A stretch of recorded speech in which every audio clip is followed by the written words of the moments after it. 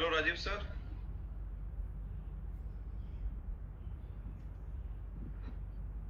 Hello, Dr. Deepak. Yes, Dr. Rajiv. Yes, sir. Hi, good morning. All the best. Thank you, thank you, thank you. Good Very morning, Dr. Agarwal. Very good morning, ma'am. कैसे हैं You are ma'am? going to be on the platform for our webinar. Sorry? We Hello. invite you for the next webinar. Oh, thank you, ma'am. Right away.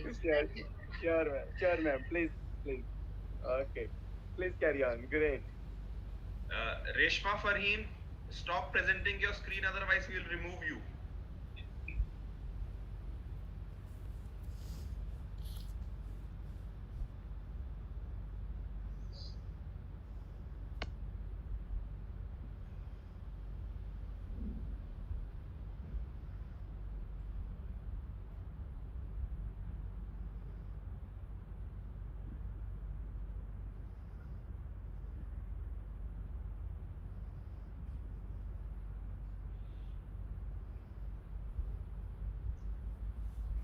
Dr. Nahid, you can take over now.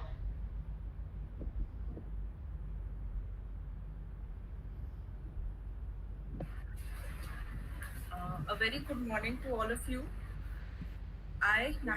We can wait for 3-4 minutes. We have 4 minutes. Okay. We will wait for 4 minutes. Wait.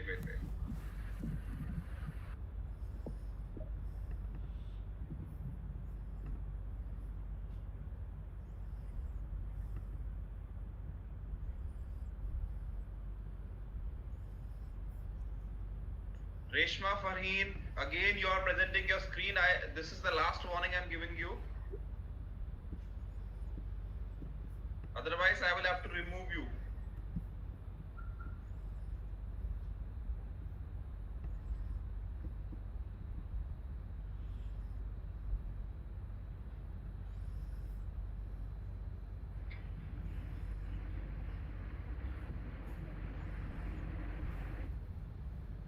Reshma Farheen, stop presenting your screen.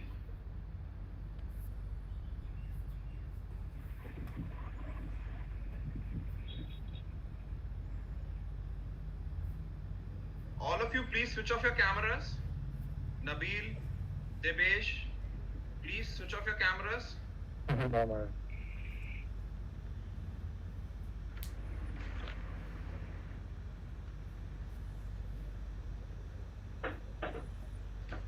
Reshma, please stop presenting your screen.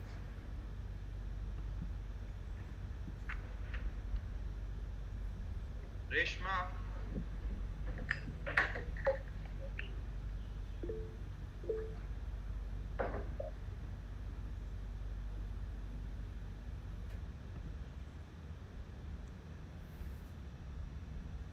Zahid Akhtar, stop presenting.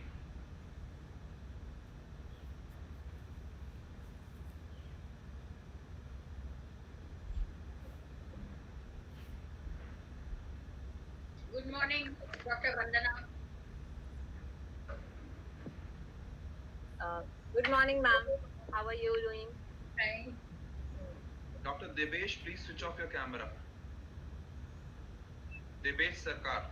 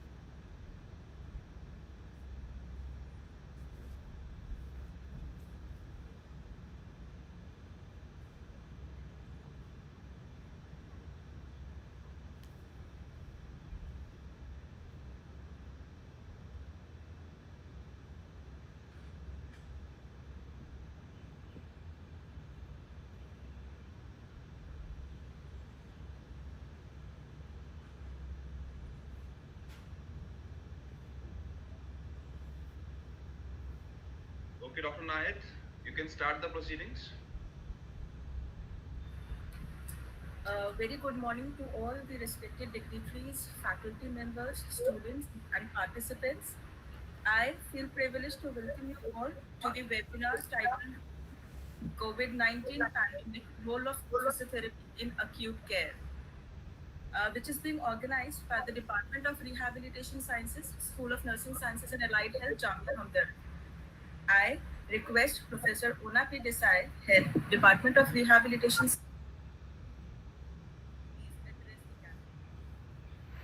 Good morning, everybody, and welcome to the experts and very senior faculty, which I see from AIMS and other institutions.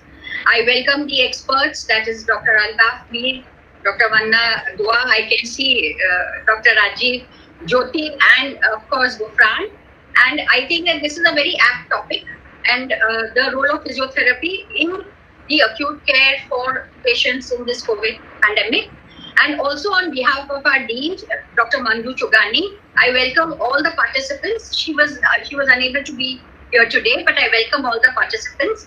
And we can start with this webinar. This is the 5th webinar that our department is having during the lockdown. And once again, welcome to all of you, and we can start the webinar. Thank you, ma'am. In today's webinar, we would be discussing about the manifestations of COVID-19, the physiotherapy recommendations and guidelines for the acute care of COVID-19, and a case representation of it. The panelist for today's webinar is Dr. Jyoti Ganai. She's an assistant professor in the Department of Rehabilitation Sciences, Jamia Hamdard. As education is the passport to the future for tomorrow belongs to those who prepare for it today, in keeping the same view, I request Ms. Jyoti Ganai to please introduce us to the first speaker of today's webinar. Yeah, hello. Before that, Dr. Jyoti, we would like to request that all the participants please switch off your cameras and switch off your mics. It's a request. Switch off your cameras and switch off your mics, and don't click present now button. Switch off your cameras, please. Thank you. Over to you, Dr. Jyoti. Thank you. Yeah, am I audible? Yes, you're audible. Yeah, hello, good morning, everybody. Respected HOD ma'am, invited speakers, my dear colleagues, and all participants. Myself, Jyoti Ganai, I welcome you today's today's webinar on coronavirus. Now, I believe today's webinar is a need of the hour, as we all are very well aware with the pathophysiology and the implications of coronavirus on the human body. The symptoms of coronavirus can be as simple as an asymptomatic person. It could become severe in the form of moderate illness, and it could become all the more severe in the form of viral pneumonia, which could lead to shortness of breath, maybe requirement of putting the patient on a ventilator, and may or may not lead to death. Apart from the respiratory system, the coronavirus also has manifold manifestations on all the other systems of the body. So to talk about the manifold manifestations of the COVID-19 on the human body, we have our first speaker with us, Dr. Vanna Dua. She's a physiotherapist at Department of Neurosciences Center, Inc. She's an MPT gold medalist with an impressive 13 years of experience, and she has formerly worked at ISIC Institute of Rehab Sciences and also at Mana Rachna International University in the capacity of assistant professor. And I'm proud to share with you that she has authored a chapter on physiotherapeutic management of critically ill neurological patients in Textbook of Neuroanesthesia by the Springer publication. So over to you, Dr. Vandana. Thank you to the organizers to give me such an opportunity. Just hold on, let me present it. Am I audible? Okay. You're audible, Dr. Vandana. Okay. Can you all see my screen now?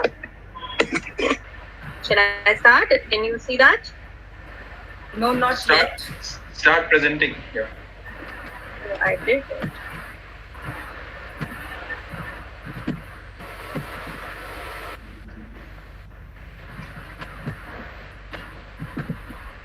Welcome, Dr. Altaf. Now can you see my screen?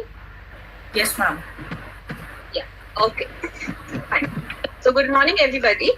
I'll be talking about COVID-19 pandemic and introduction to it, and the manifestation and pathophysiology of COVID-19. So let's start with it. So COVID-19, as you all know by now, that it is not a new virus. It is a known virus, and it is referred to as SARS-CoV-2, that is Severe Acute Respiratory Syndrome Coronavirus 2, which is a new variant of a well-known SARS. It is highly contagious. It is detected first in December 2019 in Wuhan, China, and from there it spread globally, so much so that it was referred to as it was declared as pandemic by WHO in March 2020, and ever since then we have seen a rapid alarming increase in the active cases. It primarily affects respiratory tract and lung, and it is transmitted through respiratory droplets, close contact, and contact with infected objects or surfaces. Well, WHO says its incubation state is period to be 2 to 9 days, and a patient who has infested virus may active carrier for 8 to 10 days. Well, the good news is that 80% of the infected population is mild, and only 5% of them landed into the critical care. Now, coming to the manifestation. Well, it was initially declared as a trio of fever, cough, and trouble breathing to be the trio having together was suspected to be COVID-19 infection. But now, as the time has passed by, we have seen that there is a huge range of symptoms, as Dr. Jyoti also mentioned, which are there in the patients who are infected. The majority of them are asymptomatic also, but those who are symptomatic, these are the common symptoms which are seen. Systemically, they may have fever, fatigue, chills. In the upper respiratory tract, they can develop sore throat, dry cough. Some of them progress to productive cough, then dyspnea. Then there may be gastrointestinal symptoms like nausea, emesis, or diarrhea. Then there are also reported cases of myalgias and neuralgia. Then there are various neurological manifestations which are seen, like if we divide them into central presentations and peripheral presentations. The central presentations, there is dizziness, headache. Headache is one of the most common among the neurological manifestations. Then acute cerebrovascular disease in terms of hemorrhage or ischemic stroke, impaired consciousness, transverse myelitis, encephalitis, epilepsy, ataxia. If we talk about the peripheral manifestations, patients are reporting with hypogeusias and hyposmia, whereas where hypogeusia is altered sensation or decreased sensation of taste, and hyposmia is altered sensation to smell. Though these are present in only 3% of the population, but if they are present, especially if they coexist together, one has to be highly suspicious about the corona infection. Then there may be neuralgia, GBS, and skeletal muscle injuries, which are reported. One retrospective study from China reported that 45.5% of hospitalized patients had neurological involvement in one or the other, which is quite a high number. Now, as far as symptomatology is concerned, the COVID-19 virus can be divided into 4 phenotypes. They are interferon 1, IL-6, D-dimer, and ferritin type of COVID-19, where interferon 1 type is the least virulent of all, and IL-6 and ferritin are the one which are associated with the pulmonary involvement. D-dimer is the one which is associated with endotheliopathies and coagulopathies, and it leads to various thromboembolic events. Now, the severity is determined by a few factors. There are though a limited literature presently, obviously, but there are certain factors which are mentioned. First is genetic heterogeneity.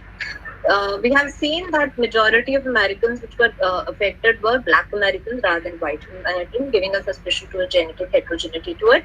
Then age, the elderly above 65 years of age are prone to have a more severe infection. Then viral load is directly proportional to the severity of disease, but it is in turn dependent upon the age, nutrition, and the immunological status of the patient. So if a patient is immunologically compromised and is malnourished, we have more of viral load and hence the severe infection. Then presence of comorbidities like hypertension, diabetes, coronary artery disease, cerebral disease, they have also shown to be associated with a severe infection. This is a study, a tiny study by Mao et al., which tried to delineate the mortality estimates, and they found that among all age more than 80 years of age and cardiovascular disease and diabetes were the one who they were more common in the mortality population. Coming to the course of illness, as I've already mentioned, that only 5% of the reported cases are landing into the critical care, and they are actually eventually developing ARDS, hypotensive shock, and eventually multi-organ dysfunction. And it has been reported that from the infestation to landing up into the ICU, it takes a median time of 9 to 10 days. And the mortality the mortality has been reported due to the reasons like progressive hypoxia, multiple failure, and hypotensive shock. Coming to pathophysiology. Now, to understand the pathophysiology, we know that this coronavirus has various spike proteins on its surface. Other than there are other proteins which are alveolar proteins. These spike proteins are the glycoproteins which have the ability to ACE2. These ACE2 receptors are present in the body in vessels, lung, heart, kidney, GIT, and biliary tract and glial cells and others. So when the virus comes and attaches to this surface, this receptors, it leads to huge excessive inflammatory and immune response, which is referred to as cytokine storm, because the inflammatory mediators, the cytokines, are released in excessive amounts, especially the interleukin-2, 6, and interferon. It leads to local as well as systemic inflammation, but eventually leading to hypercoagulability, endotheliopathies, and referred to as something called as COVID-associated coagulopathy, which is somewhat similar to disseminated intravascular coagulation. Now, to understand it in more depth, let's recapitulate our renin-angiotensin system. We know that angiotensinogen is an inactive form of enzyme which is present in the liver, which when comes in contact with the renin released from the kidney, it gets converted into angiotensin 1. Angiotensin 1 is a weak vasoconstrictor, and it gets converted to angiotensin 2 in the presence of angiotensin converting enzyme. This angiotensin 2 is a potent vasoconstrictor. It increases sympathetic activity and increases the blood pressure. It is pro-inflammatory, pro-fibrotic. It increases the vascular permeability, increases cellular proliferation, and causes apoptosis. Apoptosis is programmed cell death. Now, when the circulatory angiotensin 2 increases in our blood, the ACE2 is stimulated, and it leads to the conversion of angiotensin 2 into angiotensin 1 to 7. Angiotensin 1 to 7 acts in opposite manner to angiotensin 2. So it is a vasodilator, it is anti-inflammatory, it decreases BP, it causes angiogenesis, is a neuroprotective, it is an antioxidant and an anti-apoptotic. So the human body's homeostasis, tell me. Yeah, the participants are requesting if you can slow down a bit. Okay, fine, sure. Thank you. Shall I repeat the renin-angiotensin system or shall I carry on? I guess you can carry on. Okay, fine. So there is basically a homeostasis which is created or which is basically maintained between the levels of angiotensin 2 and angiotensin 1 and 7. So this is now disturbed when coronavirus comes. Now this coronavirus comes and occupies the ACE2 receptors, leads to decrease in level of ACE2. So ACE2 is not available to actually convert the excessive angiotensin 2 to the angiotensin 1 to 7. So the entire balance is shifted towards increased sympathetic activity and pro-fibrinotic activity. So this is the main cause which is leading to coagulopathy. Now coming to respiratory system per se, this was an overview of what is happening. So now in respiratory system. Now, likewise, to understand the pathology in the respiratory system, let's talk about the normal system first. This is a normal patent alveoli, which is ideal for gas exchange. Our alveoli has three kinds of cells. It has type 1 pneumocytes, type 2, and macrophages. So type 1 pneumocytes responsible for gas exchange, type 2 pneumocytes which are responsible for production of surfactant, and macrophages are the phagocytotic cells.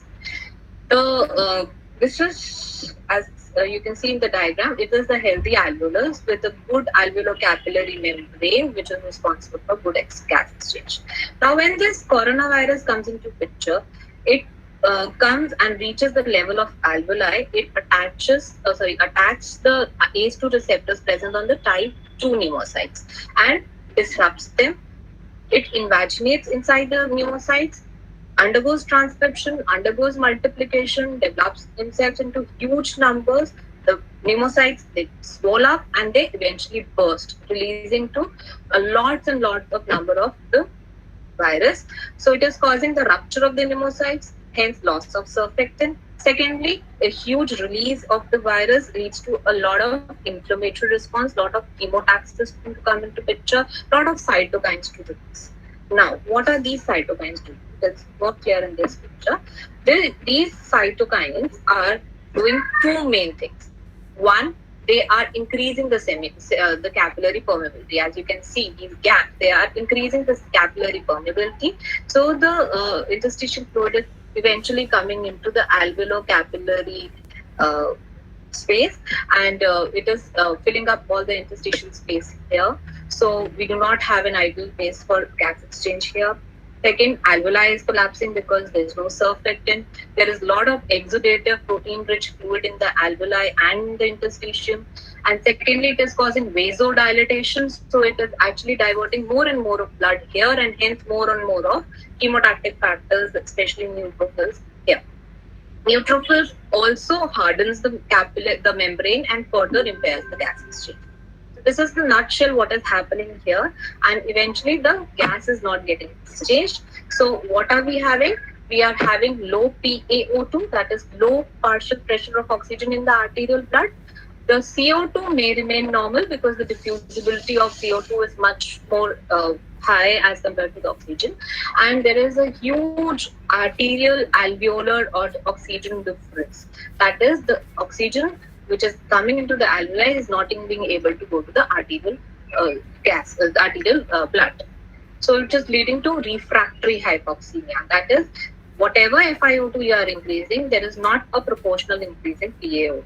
It reaches to a level of less than equal to 300. It is also evident on radiological investigations, especially CT, which is investigation of choice here. We can see the bilateral infiltrates here, the ground glass appearance, which is giving a picture of ARDS or ALI, acute respiratory distress syndrome or acute lung injury. So this acute lung injury or acute ARDS is the one which is eventually causing the critical care, the patient to be needed in the critical care. But there is one school of thought which says that ARDS is not because of the primary pathology of the virus, but it is because of early intubation which is being done in the clinical scenario. So they say that it is basically the thrombosis and the severe pneumonia which is occurring, and this eventually leading to hypoxia, causing the physicians and the care workers to intubate the patient, causing acute lung injury because of the ventilator, and eventually developing the picture of ARDS. So that is at what is happening at the pulmonary level. Coming to the cardiovascular system, there have been reported cases with acute cardiac injuries, shock, and arrhythmias in patients. This is primarily because of two things. One, because ACE2 receptors is also present in myocardium. So it is directly attacking the myocardium also. Secondly, because of the cytokine storm and the coagulopathy which is occurring, which is increasing. And also one more mechanism that because pulmonary system is at fault, so it is in turn giving a cardiac load by back pressure, especially the right part of the heart, and eventually leading to this cardiac issues. Just more clear here. See, this is the virus. It is entering into the myocardium and undergoing a lot of metabolism, inflammation leading to cytokine storm. It is also causing endothelial dysfunction at coronary circulation level and at the micro vessels level. So it is leading to dysfunction both at micro and macro level, causing coagulopathy, leading to plug instabilities and ruptures, and eventually leading to acute coronary syndromes. Now coming to the nervous system. Now, to understand the nervous system, we should know that how is this virus getting entry into the central nervous system. The answer, one of our answers is saying that ACE2 receptors are also present in the glial cells of neurons and in the brain. So there is a direct attack. the virus is neurotrophic. That is, it has the ability to actually survive in the neurons. So it can multiply in the neurons, and through synapse it can go to the central nervous system. Or there may be a retrograde transfer through the nasal mucosa, going to the olfactory epithelium, through the cribriform, reaching the base of the skull, and eventually entering into the brain. Then there is also a huge acute viremia stage, which disrupts the blood-brain barrier because of inflammatory mediators, and hence causing the direct entry of the virus. So through all these mechanisms, the virus is entering into the central nervous system. Am I clear? Now, once it has entered into the central nervous system, it can lead to injury. Now, injury can be because of two main pathophysiology. One, hypoxia. Hypoxia because of the severe pneumonia and ARDS, shifting the entire systemic metabolism to anaerobic metabolism and leading to end organ damages. And secondly, again, because of that culprit, the cytokine storm, causing vascular leakage, activation of the coagulation cascade and coagulopathy, and eventually the end organ damage. Yeah, I would like to add a note on stroke here, because approximately 5.7% of the patients out of all neurological involvement have been reported with ischemic stroke and 1.1 with hemorrhagic stroke. So mechanisms are nothing new. They are just a summary of what I've said. Hypercoagulability, hyperimmune response, angiotensin II mediated unchecked vasoconstriction, increased oxidative stress, and unchecked blood pressure. Well, it is important to note here that in the peri-infarct region of a stroke, especially ischemic stroke in the peri-infarct region, there is an active angiogenesis which occurs. And this is mediated by ACE2.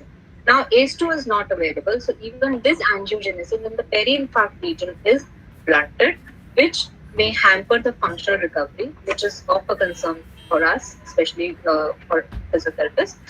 And lastly, the skeletal muscle injury. The skeletal muscle injury is evident by elevated serum creatine kinase, which is reported in 21% of patients by the same Mao et al. Study, the Chinese study.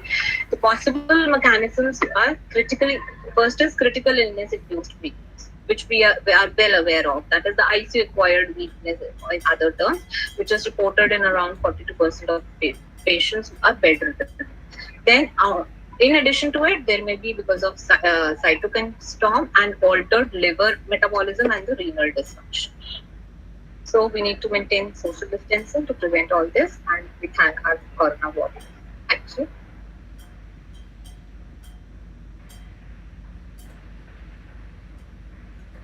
Over to you, ma'am. Thank you, ma'am. I now request Dr. Jyoti Ganai to please introduce us to the next speaker.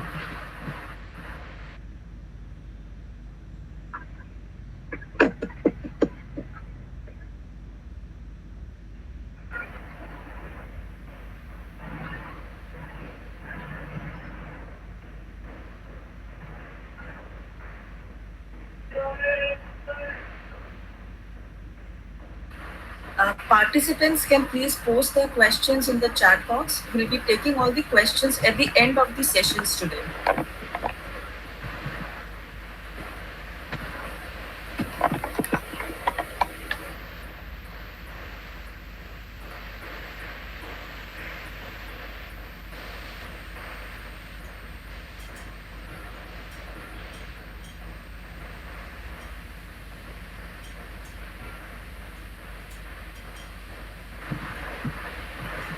Jyoti ma'am, can you hear me?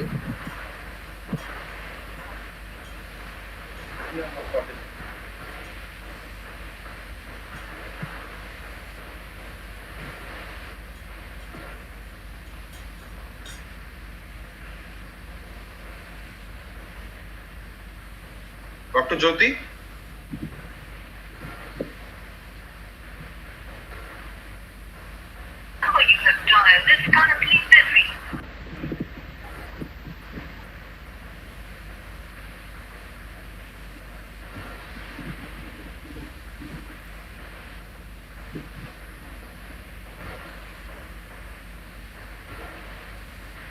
I think. Hello? Hello? Yeah. Yeah, I am so sorry for this. I was trying to connect from my laptop, but there was some problem with that. I'm so sorry for that. Am I audible now? Yes, go ahead. Yeah. So Dr. Vandana, that was a very nice presentation, and it has cleared all the doubts regarding how the coronavirus affects the lungs and the other systems of the body. Now, after we receive a corona patient, we physiotherapists are often the first contact practitioners. That means it is very common for us to be infected, and we can also serve as means for transmission of the disease to other departments, to other people, healthy and disease. So therefore, it becomes imperative for us to be able to understand how to protect ourselves from the disease and how to follow the guidelines so that others are not infected and we keep everything sanitized. To highlight upon the same, I would like to call upon the second speaker of the day, Dr. Gufran Jalil. He is an assistant professor in the Department of Rehab Sciences, Jamia Hamdan. He has 10 years plus of experience in critical care in hospitals both in India and outside India. He has served in hospitals like Max Vaishali, Super Speciality Cardiac Care Center in Medina, and also at Max Patparganj. In all these different hospitals, he has handled cardiac rehabilitation, pulmonary rehabilitation, and critical care rehab programs. So over to you, Dr. Gufran. Good morning, everyone. Thank you, ma'am. Good morning, everyone. How are you?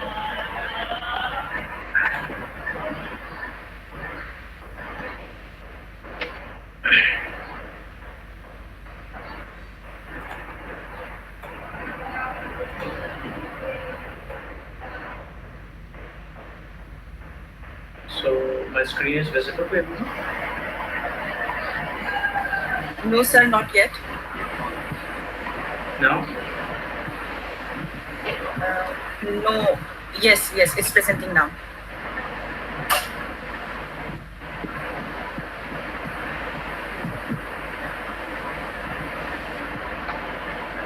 So, good morning, everyone. So, the topic of the today is the COVID-19 pandemic, the role of physiotherapy in acute care.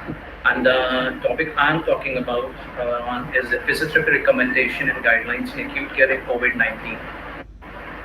So today's agenda, what we will learn by the end of this talk is that what all are the evidence-based clinical recommendations for a physiotherapist, those who are working in specifically in these critical areas.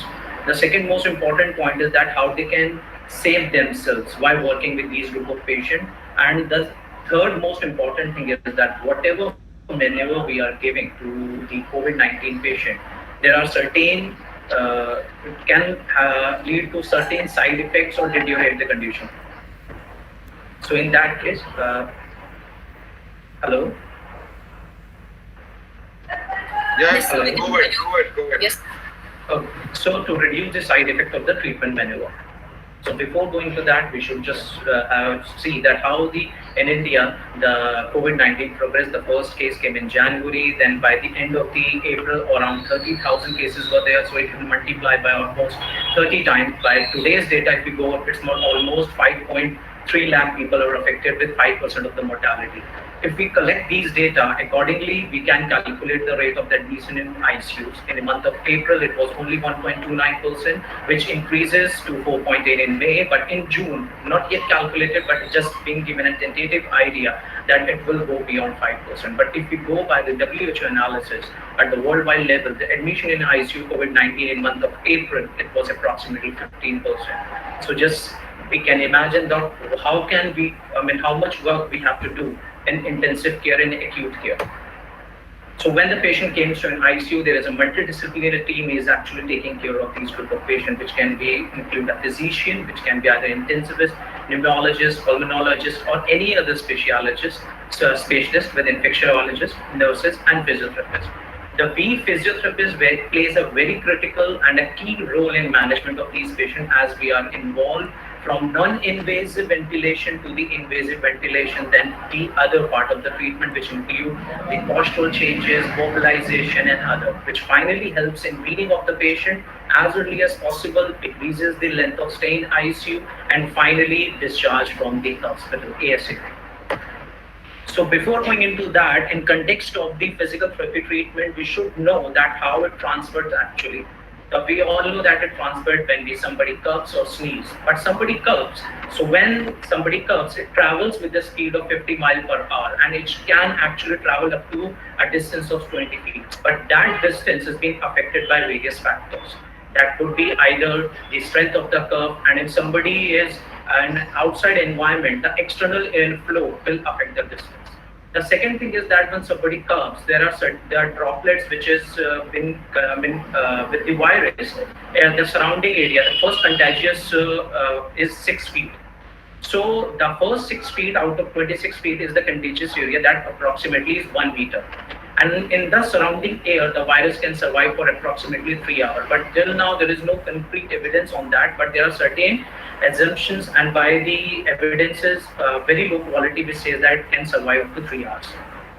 Second thing is with the sneeze, if somebody sneezes, the sneeze travel with a speed of 75 miles per hour, and the first contagious area is 4 meters. The first 2 meters is the dangerous zone. So if we calculate in from the cough and sneeze point of view, so the first 2 to 3 meters is very much, we can say if somebody exposed to nearby to these, somebody coughs or sneezes into that area, the person can get affected very easily. So that's why the social distance is recommended.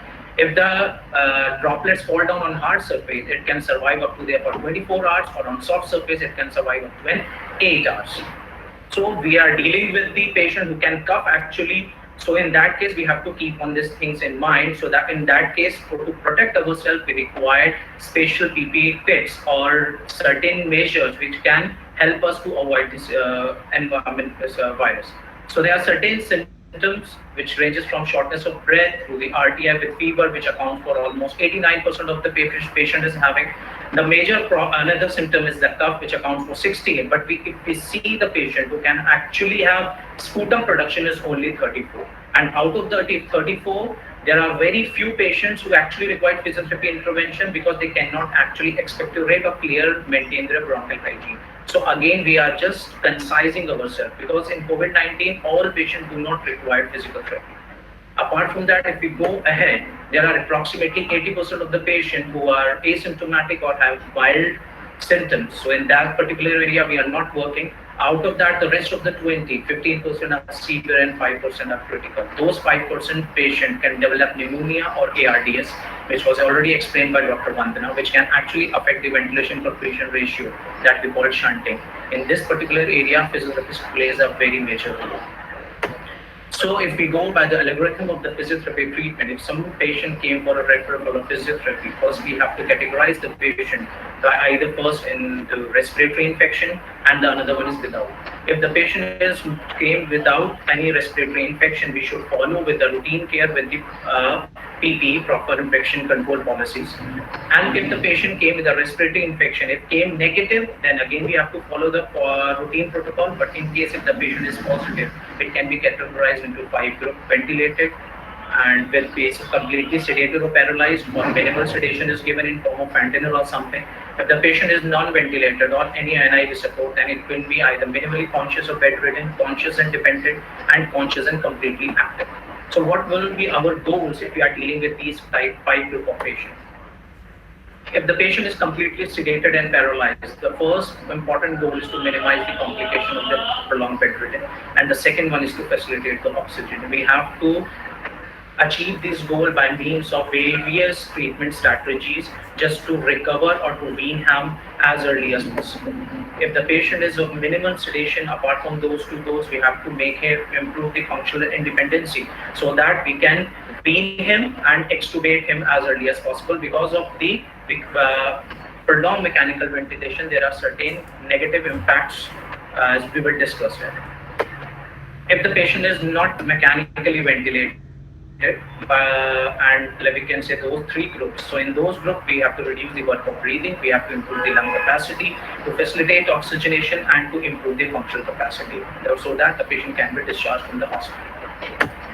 So before going into the treatment part, as Dr. Vandana said that most of the patients develop early or ARDS. So the ARD was categorized in 2015 by the Berlin criteria, which says that if the identification of the risk exposure is being given to the, and the ARDS developed in the first 7 days, then the patient can be categorized first as in ARDS.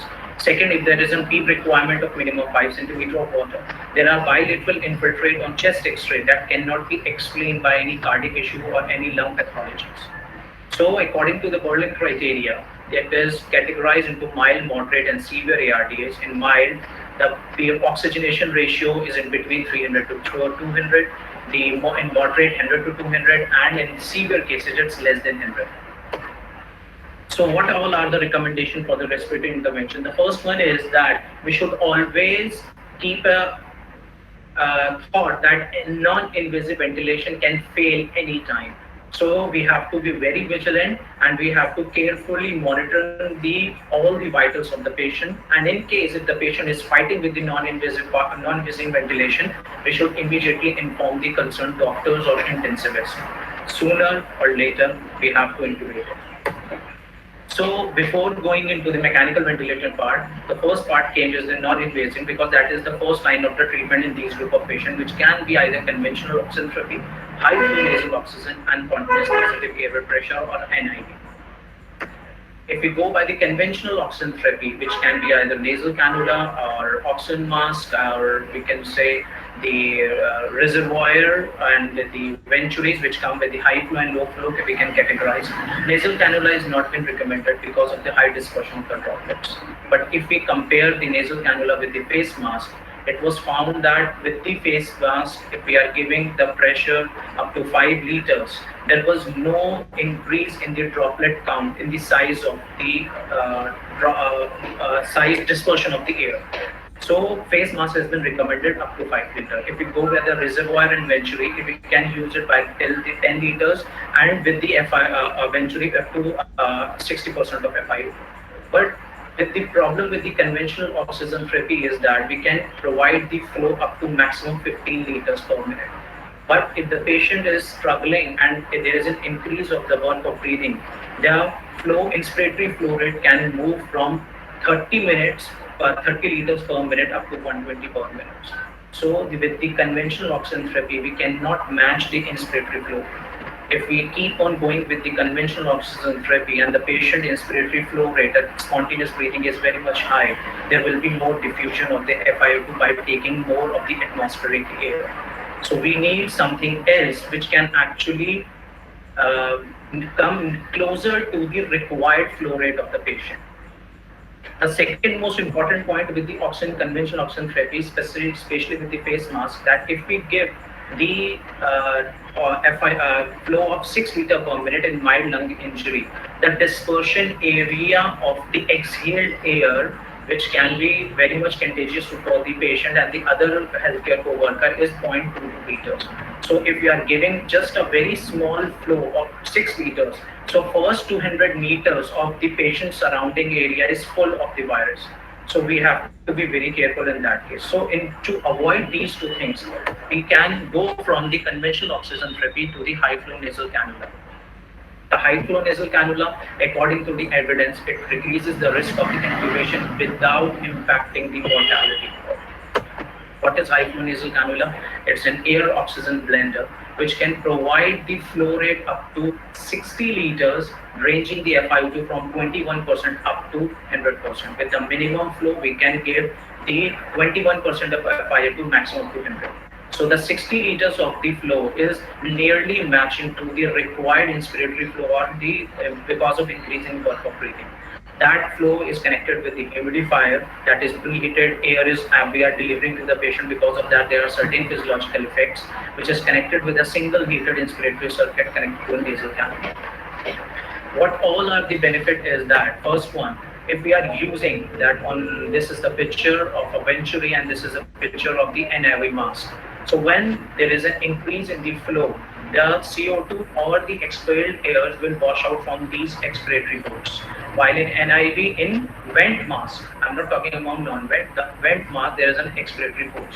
So in these two methods, there's some amount of carbon dioxide still remain in our natural reservoir that we called into the nasopharyngeal area.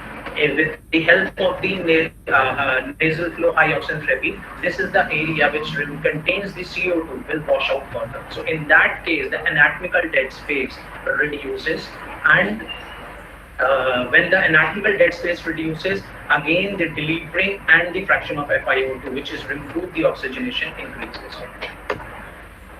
But in these group of patients, if the patient is a mouth breather, So we cannot use the nasal prong. In those group of patients, we have to use a non-vent mask. You can see there are no expiratory pores in this face mask, which is connected to via TPU to the inspiratory circuit connected via heated wire. And one end, there is an expiratory antimicrobial or viral filter. This is especially, we can design for those patients who are mouth breather. When the patient is struggling, so most of the patient, instead of following the natural inspiratory pattern, they land up into mouth breather. So it has been clinically found there was as such no evidence, or if there is an evidence, it's of very low quality. So if we go by the clinical background, it improves the oxygen saturation. But we have to compromise the natural washout of the carbon dioxide. As we discussed, that is one of the major physiological benefit of HFO. So the antimicrobial filter is required for the dispersion of the air into the environment. So these all are the physiological effect of the HNFO. It improves the oxygenation. It decreases the anatomical dead space by washing out the upper airway. It decreases the metabolic cost of the breathing by decreasing the concentration of the carbon dioxide in the body. The third important thing is that it actually improves the end expiratory volume in the air. So with that, it actually acts like a pea. There are certain studies which says that when the pressure of 40 liters of the given with HNFO, there is an increase in the positive pressure of 2 or increase up to 2.3 centimeter of water in the trachea. And if we increase the pressure from 45 to 50, or we can say 40 to 50, the positive pressure inside the nasopharyngeal area completely is increased up to 3.3 centimeter of water.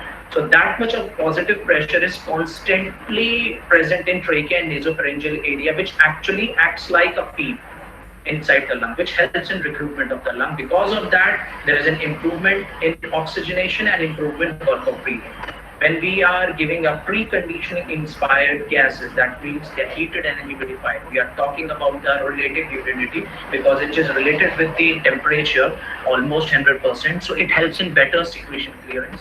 The other is very much comfortable because if we compare the NIV with the high flow, the patient is having a completely sealed face mask, and the patient can fight with the machine. So in that case, keeping thing in mind, it's very much comfortable.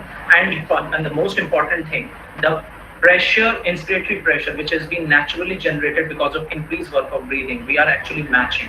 So the amount of the atmospheric air which can actually enter into the circuit has been reduced. There are certain evidences in context to the high flow nasal is that the mean distance of the exhaled or dispersed air is only 65 to 170 mm when the flow increases from 10 to 60 liters. So it's mean if we compare with the conventional oxygen therapy, the high flow is more safe. But if there is any leak from the circuit, like if we have a leak from the humidifier point of view, leak from the blender or from the nostril or the nasal prongs, it can only go up to 620 millimeters. There was one study that the patient was kept in no negative pressure room and it was given 60 liters of pressure for 10 minutes and they just tried to collect the water yeast in the first 60 centimeter area from the face. They found nothing. But if there is an increase or the person is reposition the nasal prongs, there is an increase in the dispersion. There was another study on pneumonia patient. It was in a negative pressure room. There were 2 plates for the bacterial count kept at a distance from the patient for 0.4 meters and 1.5 meter, and they found no difference. But the problem is that once patient cough, that dispersed area increases up to 4.5 meters. That's a very big area, and obviously the patient will cough, and the flow is 60 liters. If we are giving flow and the patient coughs, that disperse of the exhaled air can reach up to 4.5 meter. In that case, it was found that if we kept a surgical mask, it can actually absorb the bacteria by 83.2%. But the problem is that the actual physiological benefit of washing out the PCO2 is getting reduced.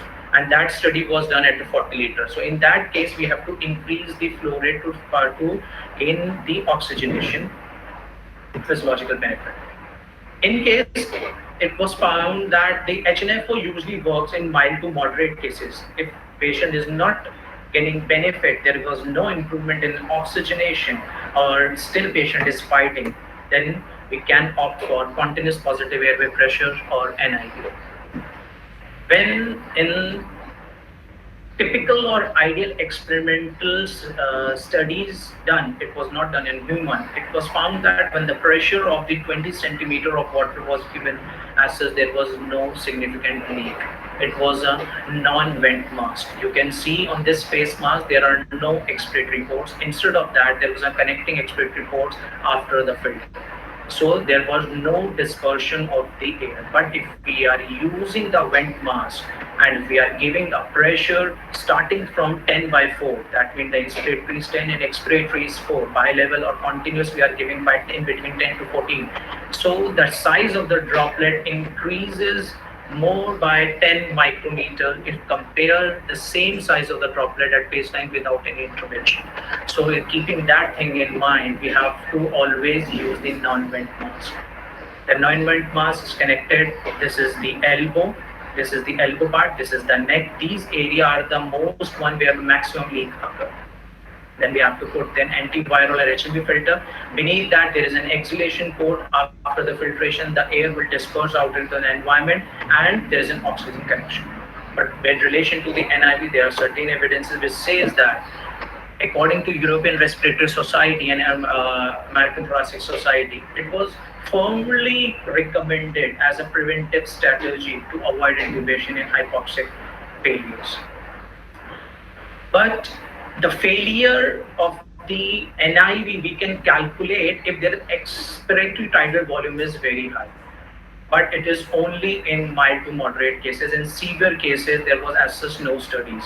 In mild to moderate study with the oxygenal ratio up to 200, it was found that if the expired tidal volume is more than or equal to 9.5 ml per kg of the body weight, then we should consider for the first 4 hours we are talking about. If in that case there is a persistent exhale tidal volume is by 9.5 ml per kg, then we should consider that NIV will fail at any moment. The another thing is that we are using face mask first or the nasal pillows. That is only the there are certain pictures I will show to you. These are the helmet, face helmet. This is the nasal pillow that we can connect it with the face mask, also the CPAP machine, and the face mask. If we compare it, the helmet reduced intubation rate from 61% to 18% compared to the face mask. So if we are using the NIV, CPAP or bi-level, we should always go with the helmet. In case if it is not there, then we should go with the face mask. We should always about the nasal pillows. Why? Because the exhaled air dispersion distance in CPAP with the nasal pillow increases from range from 0.19 to 0.21 meters. So it's a very big area which can actually affect ourselves or the other co-workers. As we have already discussed that if the patient is on vent mask, so the size of the droplet is going to increase. So if we, there are certain exhaled air distance according to the mask. If we see that if there is an anti-asphyxia well mask, anti-asphyxia well mask is actually act like a non-vent mask. There is a negligible exhaled air, and if we go by the helmet, there is negligible. But if we go by the face mask, the IPE ratio increases, the distance increases. So we have to be very careful. Second, what all are the recommendations by the different countries that what to use and what to use? So in Spain, it was suggested that the first line of treatment will be high flow. In Italy, it's almost helmet. Then European FNC. So these are Germany helmet. According to the study, if we go by, so the percentage of the percent improvement by the HFC in China, it was approximately 20%, and the decrease in the rate of intubation was around 40%.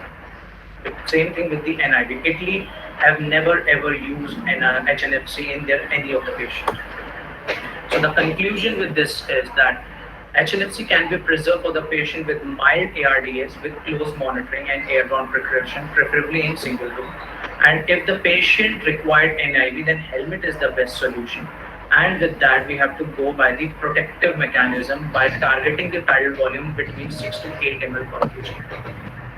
In case we have already discussed, the chances of the NIV failure is very much high if the patient is oxygenation fraction is deteriorating slow day by day or an hourly basis. Then we have to opt for, this is what I was talking about. There is a valve in over here in anti-anesthetic.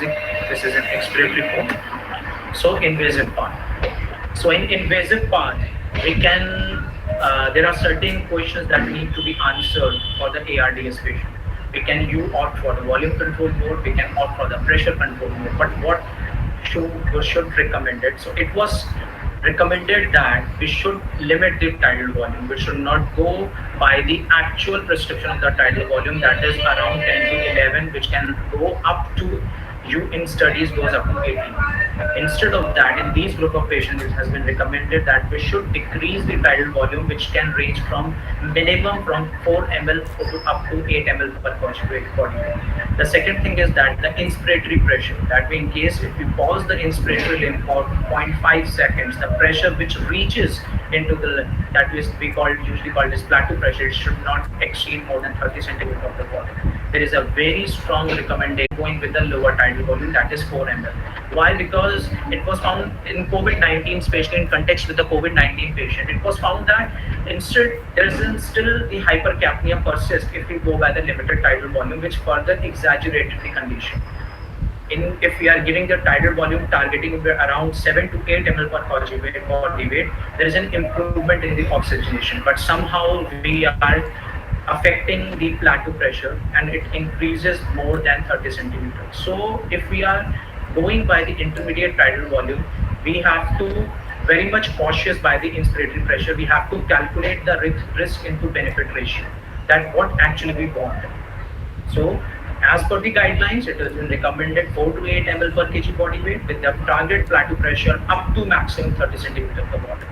When we should not go the calculation of the ideal body weight, the actual body weight of the patient. This is a formula. We should calculate the IBW according to it and then put the 4 to 8 and then give the tidal volume. The second question is that should the patient receive the prone positioning? Yes, the prone positioning is very much recommended from moderate to severe patient, and it's a very strong recommendation. And it has been found that if the oxygenation ratio is less than 150 mmHg, then we should incorporate the prone positioning minimum for 12 hours per day, maximum up to 4 days. In one day, it can range from 12 to 16 hours. And if with the supine and with the limited tidal volume strategy, with the PEEP and the inverse ratio, still the oxygenation is not getting improved, the first 72 hours after the intubation is critical. We have to analyze it, and then we should start as early as this strategy of the prone positioning. So the first 72 hours within, if the patient is put into this positioning, in severe cases, there are maximum benefit and improvement in the oxygenation. We will discuss later that how prone positioning improves the oxygenation. The third thing is that should the patient with ARDS receive high frequency oscillatory ventilators? So according to the studies, if you go by, so high flow is not ever recommended as a routine therapy for the moderate to severe ARDS. Why? Because if we compare the conventional mode of ventilation and high flow, there was no change in mortality first. There was no change in number of free days if we the first 28 days of the ventilation. Third, the length of stay is not changed. So we should, it's not been recommended. But in case if with the conventional oxygen therapy, hypercapnia and hypoxemia is not being getting corrected, then we can opt for it. And it should be, and in the conventional mode, if we are not able to regulate the peak plateau pressure up to 30, then in those cases we can also offer high frequency oscillatory ventilation. The another question is that what peak we should give, either a low peak or a high peak. So as according to the study, it was found that the high peak is more beneficial than low peak, but it is associated with certain hemodynamic effects. Like if their patient is already in hypovolemic shock, then it will decrease or affect the MAP. and the BP. And again, it will increase the pressure inside the lung. The intrapulmonary pressure is going to increase, which will further affect the right side of the heart. So we have to be very much conscious. That's why it's not been strongly recommended. It was been sent, it's a conditional recommended. But if we go by the oxygenation point of view, yes, high peak works instead of by low peak. So we can go by the high peak. According to the studies, the peak ranges from 12 to 18. The average peak or the mean peak which we can derive by the evidence is 15. Another is the recruitment maneuver. The recruitment maneuver here is not related to the chest physiotherapy. It's related to the other maneuvers like PEEP, like driving pressure, that is the pressure between the PEEP and the inspiratory pressure that we should target in between 13 to 15 mmHg. Another thing, if the patient is on NIV, then we should titrate the pressure up to 30 centimeter of the water. So in all these cases, the recruitment maneuver in adult patient has been recommended.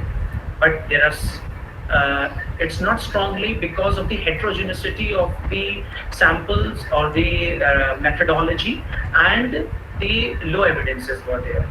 There were certain studies which says that we can actually double the peak. If the patient is on 5, then increase the peak exactly double, made it 10, or if it is 10, we can go by 5. Or there is an incremental increase in the peak by step ones. Accordingly, there were certain studies which says that if the patient is on peak of 10 and we want to recruit the de-recruited alveoli or the atelectative alveoli, then we can give one higher peak up to 20 centimeter of the water for 30 seconds and then reduce it down for a few seconds. So we cannot actually make out the clinical decision on the basis of these RCTs. So yes, it's been recommended, but we have to be very careful while doing it on adult patient or any patient with ARDs. The another thing, in case if the patient is not getting managed by the conventional mode, pressure control mode or the volume control mode, there is a new invention of mode that called air pressure release ventilation. It's a time trigger when to give an inspiration. It's a pressure limited. We can set the maximum pressure, or over that the ventilator will generate a breath, and its time cycle when to exhalation. So we can see with this graph, so this is the time of the inspiration and this is the time for the expiration. So it's mean in normal conventional ventilators, there's inspiratory to expiratory ratio is 1:2. That means inspiratory time is less than the expiratory time. We can use the inverse ratio in pressure control mode or any other mode. It means that the inspiratory time is more than the expiratory time for re-recruiting the atelectatic or the collapsed alveoli. But the problem with those conventional mode is that there are no release valves. The release valves are present in APRV mode, which allows the patient to take the spontaneous breath during the set time period during the inspiration. You can see we can take out that these are the inspiratory part. It's not an actual flow. I'm just telling you that if you consider it spontaneous part of the inspiratory effort by a patient, it allows the patient and it helps in reducing the diaphragm-induced weakness because of the intubation. The second thing is that the expiratory time is very less.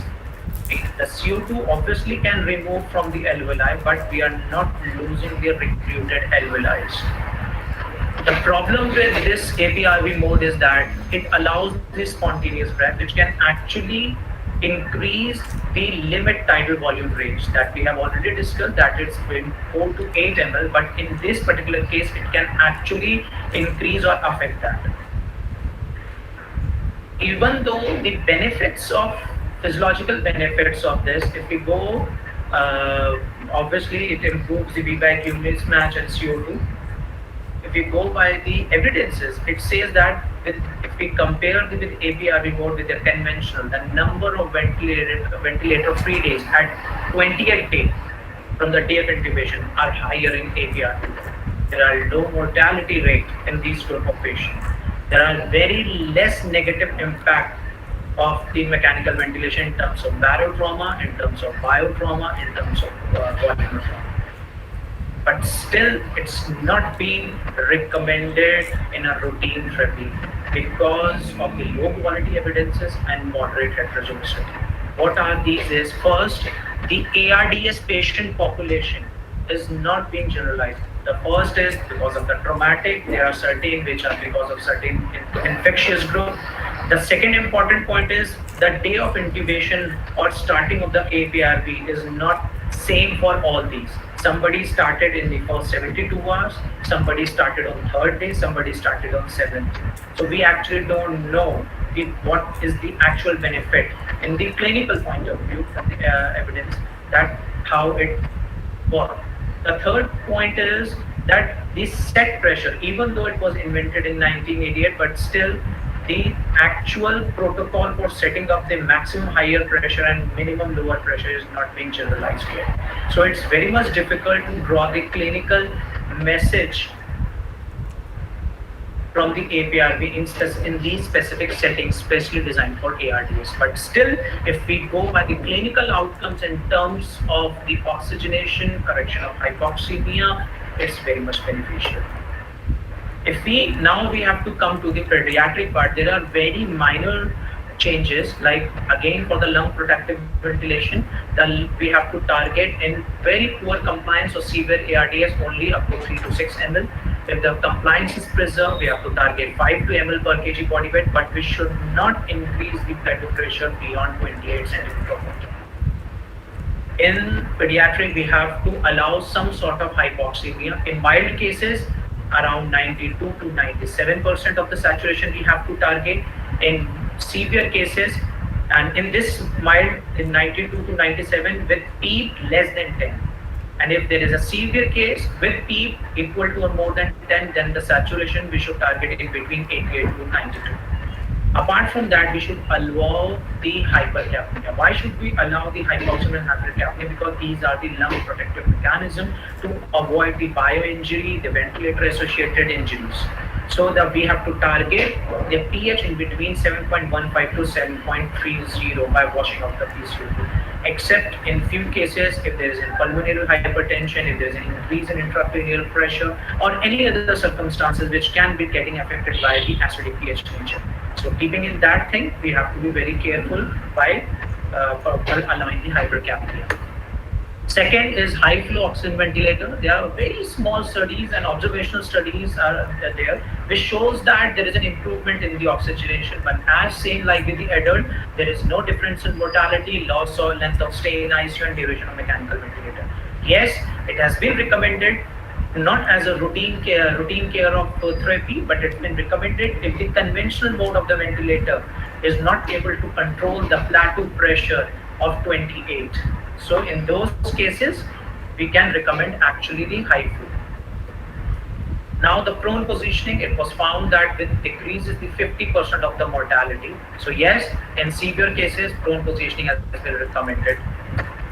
Now the recruitment maneuver, as like adult, it maintains the recruitment of the lung. It's very much safe and improve oxygenation. So yes, we have to be very careful while incrementing titration of the PEEP and other recruitment maneuvers.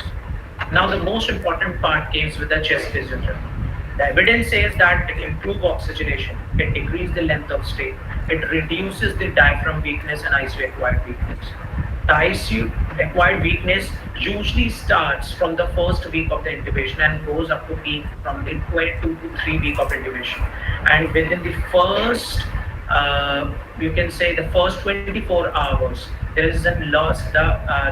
We start losing our muscle strength. And on daily basis, it was found that from average 1 to 1.5% of the strength we are losing.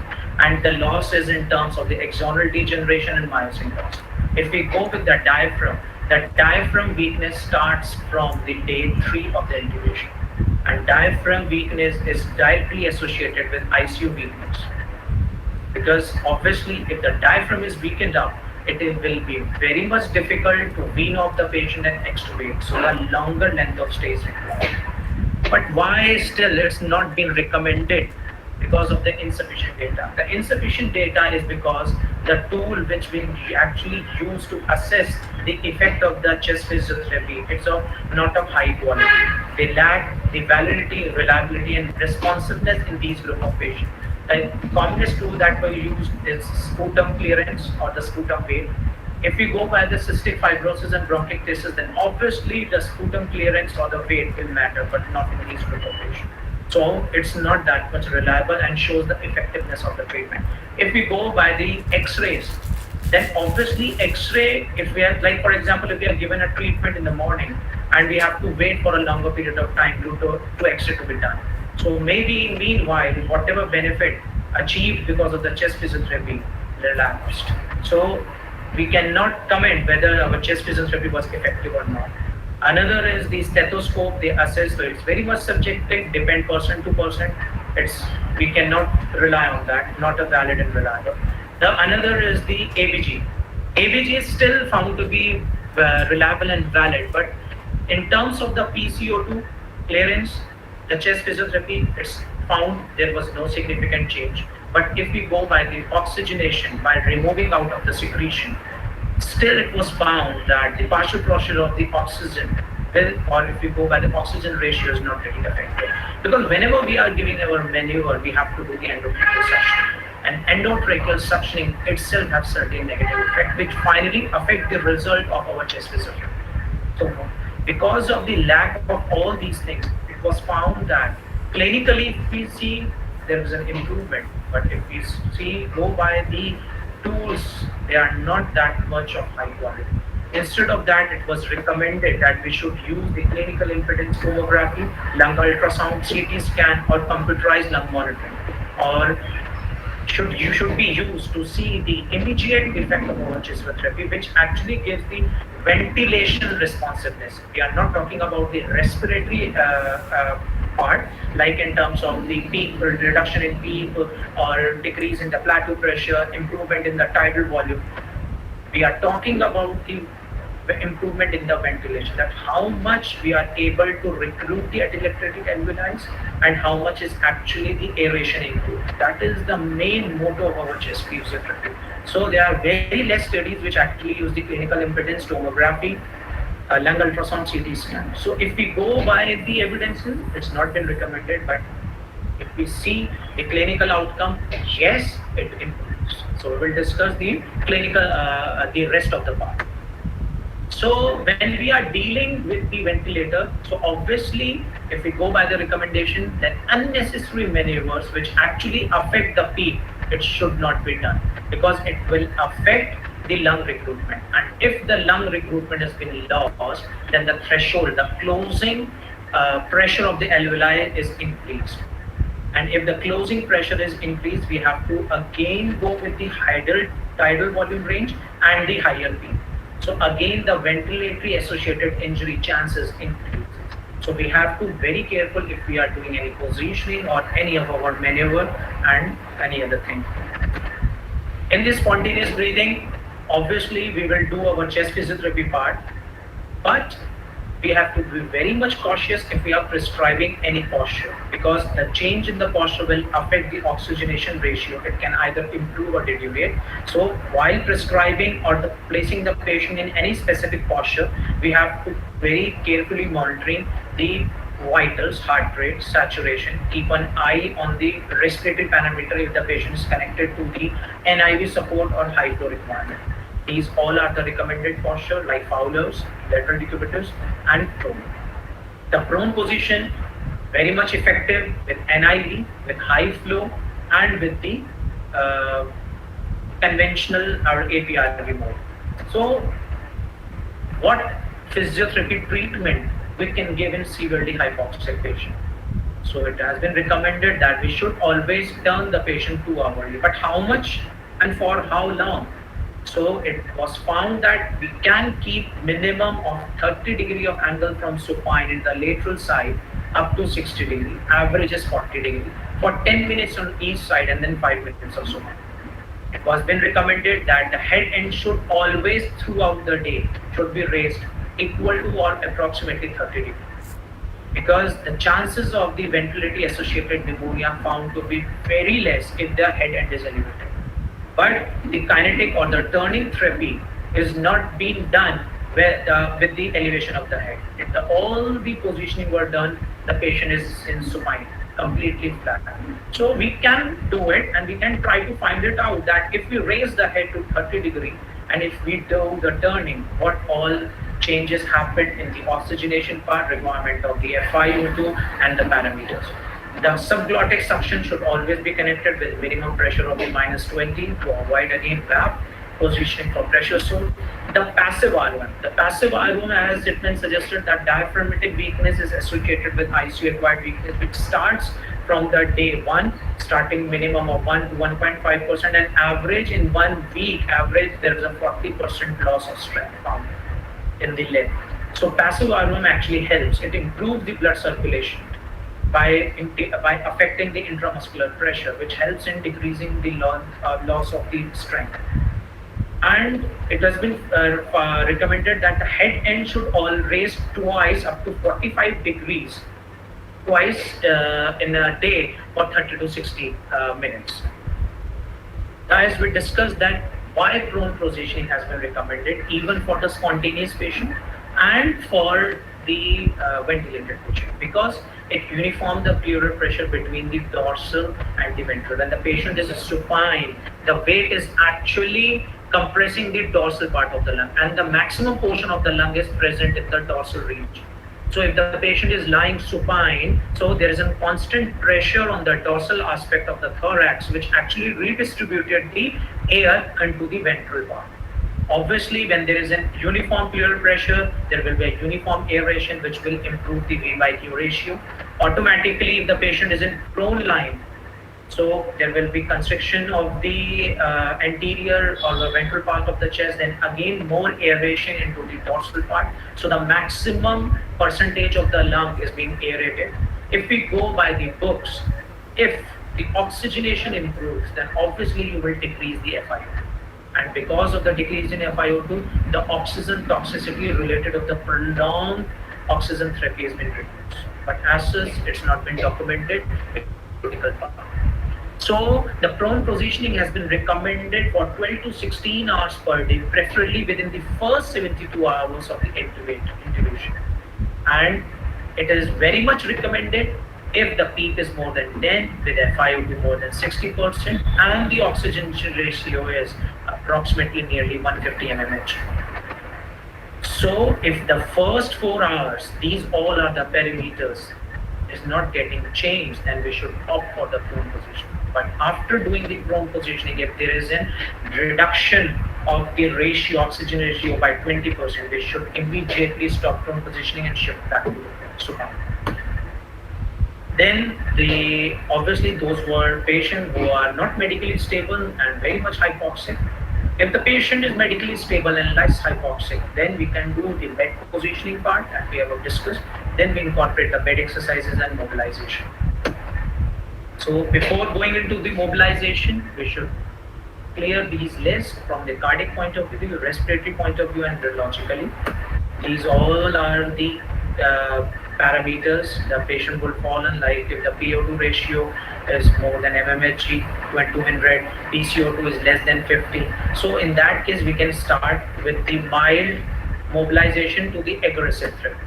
So what we all can do is active R1, sitting on the bed or edge of the bed for 30 to 60 minutes with the patient either tracheostomized or intubated, with connected to the pressure support mode or in any other spontaneous mode of the ventilator. We can do the bed exercises, cycling either passively also with the cycle or assisted mode, or actively. We can actually ambulate the patient with oxygen therapy if required, walking on the spot, strength training in terms of isometric to the active move, balance training, functional, sit to stand, and pre-game. But we can face a problem in pediatric patients. So according to the study, it was found that if we use the virtual reality method with the pediatric patient, it helps a lot by decreasing the ICU acquired weakness and the weaning process. So we can use the virtual treatment for the pediatric patient. Now we discussed the treatment part. Now we have to save ourselves. So what to do? We have obviously first to discuss that we have to avoid the unnecessary maneuver.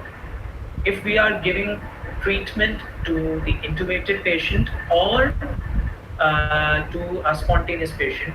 So in intubated patient, to avoid the dispersion of the droplet, the cuff pressure should always in between 25 to 30 centimeter to avoid the leak. Otherwise, the dispersion of the exhaled air between the environment and that is very much affected. We should avoid the nebulization. Instead of that, we should use the dry inhaler or ultrasonic nebulization. If we are giving airway clearance technique, so massive droplet will obviously will generate.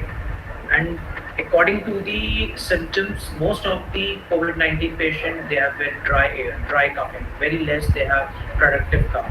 So we have to decide that which patient should be recruited and actually need the therapy. In case if they need, then we can use the powerful air purifying respirator instead of, or if it is not available, then N95 and there are PPE kit completely, then we should be at the side of the patient or on the back of the patient. And once the huffing or coughing is been done, we should go approximately nearly away from the patient, minimum distance of 2 to 3 meters. If the endotracheal suctioning we are doing, we should not disconnect the patient. I mean, we should not go for the open suctioning. We should always use the closed suctioning because it decreases. And another, it will not closed suctioning will maintain the flow. It's not been recommended that the bronchial suctioning is not always required in all COVID-19. So we should not supposed to do it as a routine maneuver in these group of patients. Either first we should assess and see the changes in the lung. If we see there is any obstruction, then we should go with the bronchial hygiene technique. But the MHI or the VHI, the manual hyperinflation and the ventilator hyperinflation should always be avoided. Thank you very much. Thank you, sir. I will now request Dr. Jyoti Ganai, panelist for today, to give her remarks and please introduce us to the next speaker. I believe Gufran has very beautifully encapsulated all the guidelines of how to treat a COVID patient and also the care that a physiotherapist needs to take. Thank you, Gufran, for that.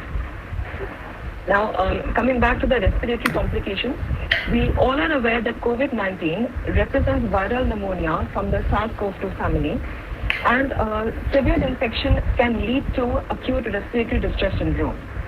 We are familiar with ARDS, but when it happens as part of COVID-19, it has a little different features and it becomes baffling. So therefore, to throw more light on such a case, we have with us our third speaker, a PhD scholar, Dr. Altaf Hussaini. Welcome, sir. He is a physiotherapist at JPN Apex Trauma Center, AIMS, and has an illustrious 18 years plus of experience in critical care. And he's currently posted in the COVID care facility at JPN Trauma Center, AIMS. Welcome. Thank you. So, a very good morning, rather good afternoon to all of you. And as most of the things, I think I am audible. Yes. Am I audible? Yes, sir. Yes, sir. So, can you see my screen? Not yet, sir.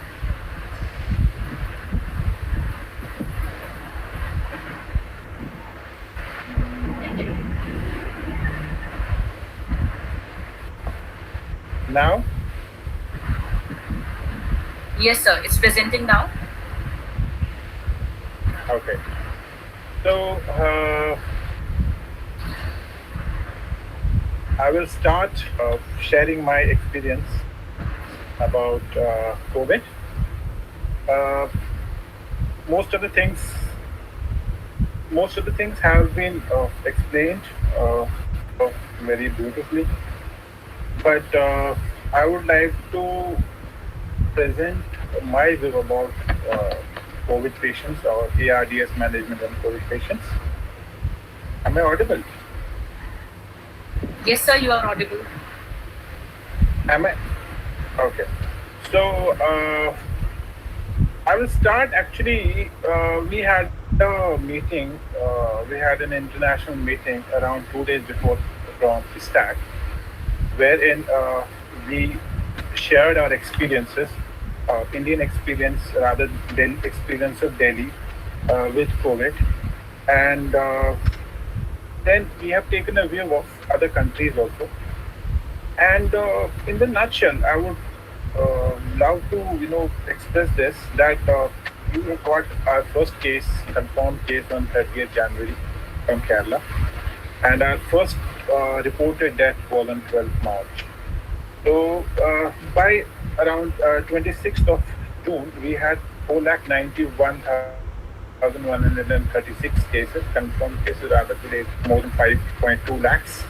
So we had active cases of 1,90,000, and majority of them have recovered. 2,85,766 have recovered, and 15,304 have died.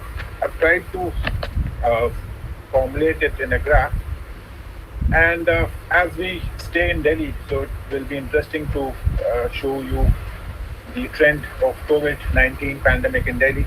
If you see that the number of cases is rather high, and the deaths are also there. The positive cases are around 16.58%. The samples which have been tested so far is around 4,01,648. So this was this slide. I found it of great interest because this was a comparison between US and India, which was presented in a STAC yesterday. So we got our first case around 147 days ago on 29th, and similarly the US has got the first case on 22nd of January, rather a week ahead of us. But they had reached peak. If you see the graph on the left side, they had reached peak early, and we took time to reach the peak. And I would say, thanks to the lockdown, which has given us ample time to generate the resources, to arrange the resources. So I'm not going to go in details about this because this has been introduced very nicely, what type of virus it is. But I would definitely try to say that around 50 to 60% of the ICU patients, the patients who are admitted in ICU, they will have ARDS, acute respiratory distress syndrome. And out of those total cases, 5% require ICU admissions.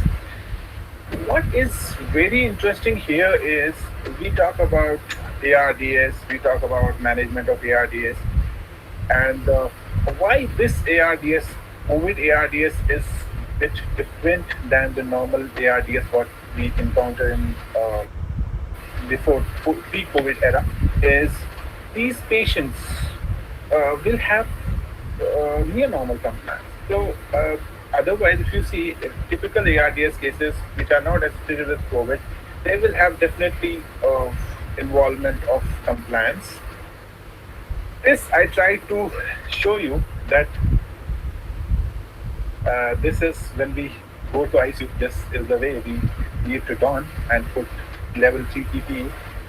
The second, on the left side, the down one is our ICU. What we speak, what we read from literature is different.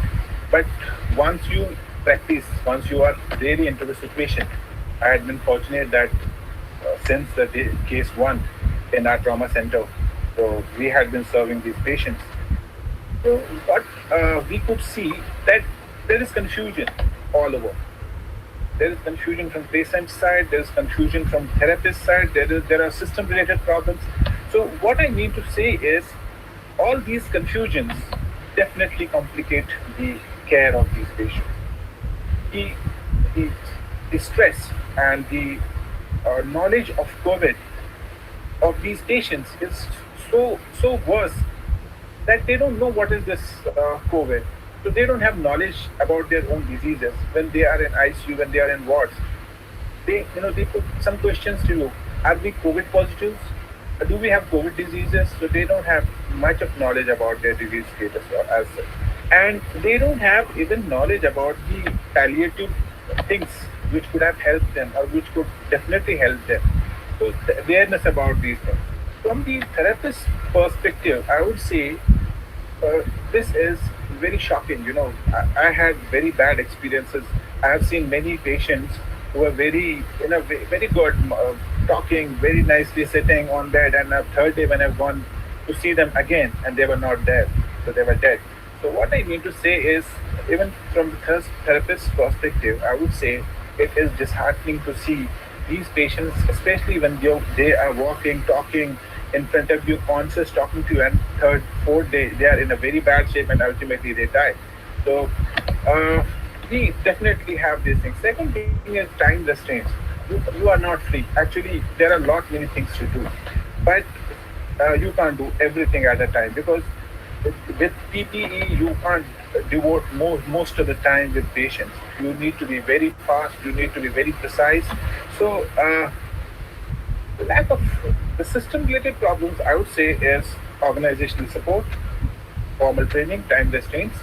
Actually, the disease has stuck so fast, so quickly, that didn't give time for the healthcare system, to provide some alternatives and to provide good training for their staff. And also, all of a sudden, the burden was so heavy that even people without formal training had to go and get involved in the patient care.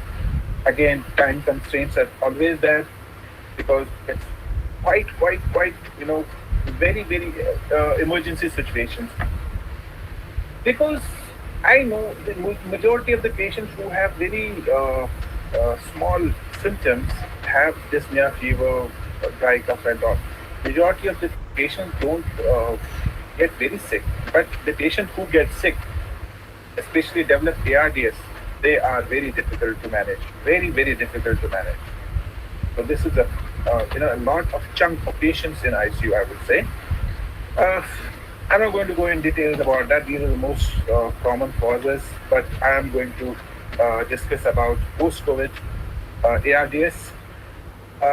This has been already explained to you what is mild, moderate, and severe ARDS. I'm going to present one case. We had many cases, and we have seen many cases. I'm here presenting a case wherein we had a very good outcome, I'd say favorable outcome, but we had tales of a lot of patients who couldn't do it, who just died on third, fourth day, fifth day, sixth day. So this fortunately was a patient with us who was a 70-year-old male who came with us on emergency room, who came with us with small, very mild symptoms of fever, cough, shortness of breath, malaise, generalized weakness since 2 days. So then when his vitals were taken on admission, his temperature was 99.80 Fahrenheit. His pulse was 120 beats per minute, respiratory of 20 cycles per minute. His blood pressure was 150/90. So as a routine, X-ray is done in these cases where you have respiratory symptoms. So initial evaluation of an X-ray was found that they had bilateral lower lobe consolidations, and there was a type of pneumotic changes was also there, and his counts were raised, and his COVID-19 report came positive. So he was managed. His initial ABT findings were pH was 7.42, PO2 was 66, PO2 was 45, bicarbs were 29.2. It was a type of compensatory from the body, and his lactate levels were 0.9. So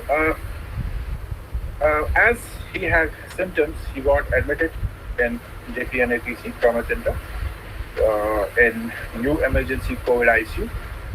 So he was initially treated with low flow oxygen. He was given with mask initially, but from 13, he was admitted on 13. So from 13 to 16, he was okay. So he was managing. His vitals were almost within normal limits. initially with oxygen, his oxygenation also improved, his SaO2 improved.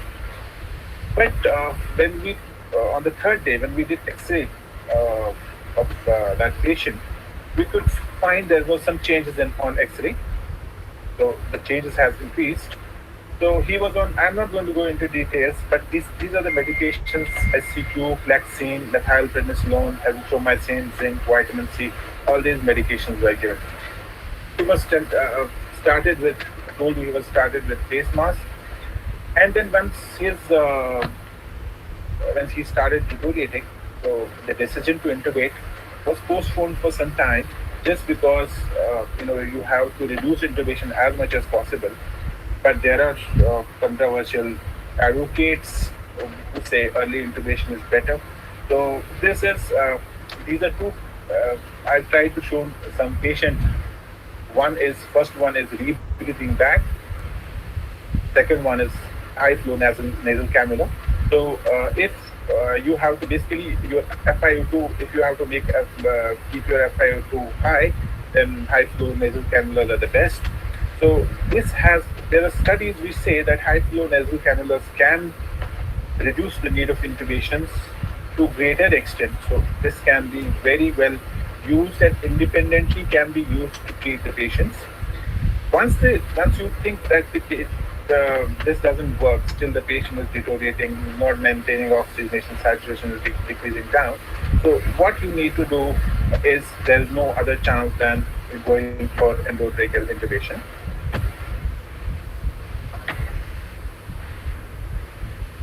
So before patient was intubated, what we did with the patient is we started with his breathing exercises. We started with his active movements of all the limbs. We mobilized him in the ICU. We taught him positioning, prone positioning, side positioning. We taught him different positioning. We gave him spirometer, especially with an oxygen flow attached. We educated him about the disease. I told you, patient education is one of the important and very, very effective factor in your patient management. So patient management definitely has to be always, patient education has to be always stressed. So we did all these things before he got intubated. So breathing exercises, why to give it or not to give? Again, there are conflicting evidences. We say that breathing exercises should not be given, and there are some which say no, it can be given. So what I would say is, if there are no changes of ARDS, especially if it is mild ARDS also, you can safely give breathing exercises. But once the patient is gone to moderate to severe ARDS, even though patient is N6, he's responsive, conscious, oriented, he can follow your commands, I think we should not make him do deep breathing exercises. I'll tell you why in the following slides. So, but there was a very beautiful study which say that the breathing through nose definitely helps. So why? Because they say that in our paranasal sinuses, if you breathe in, so it produces a gas called nitric oxide. That helps, if you remember older literature, what they used to say when you manually inflate the bag, they used to say that you put a gas that's called as anthanox, which used to be a nitrous oxide plus oxygen. So they used to say combine the two, that prevents the collapse of the lung also. So if nitrous oxide is released from the paranasal sinuses, so that can be one more benefiting factor, which can be for the breathing exercises. So I've told you, spontaneous breathing has advantages that improves ventilation perfusion matching, prevents the ventilator-induced diaphragmatic dysfunction, it reduces the requirement of sedations. But what is a biggest disadvantage if you are not able to decide which population you should give breathing exercise? If you give it in a wrong population, you can worsen the ARDS, you can worsen the condition of the patient. So this is a newly coined term that's called as PCILI. It's nothing but a patient-induced self-inflicted lung injury. So this is a new term which is just because if we keep breathing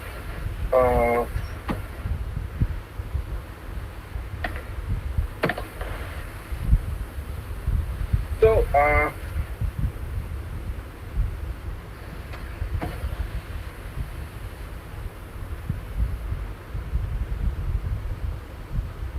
can you see this video?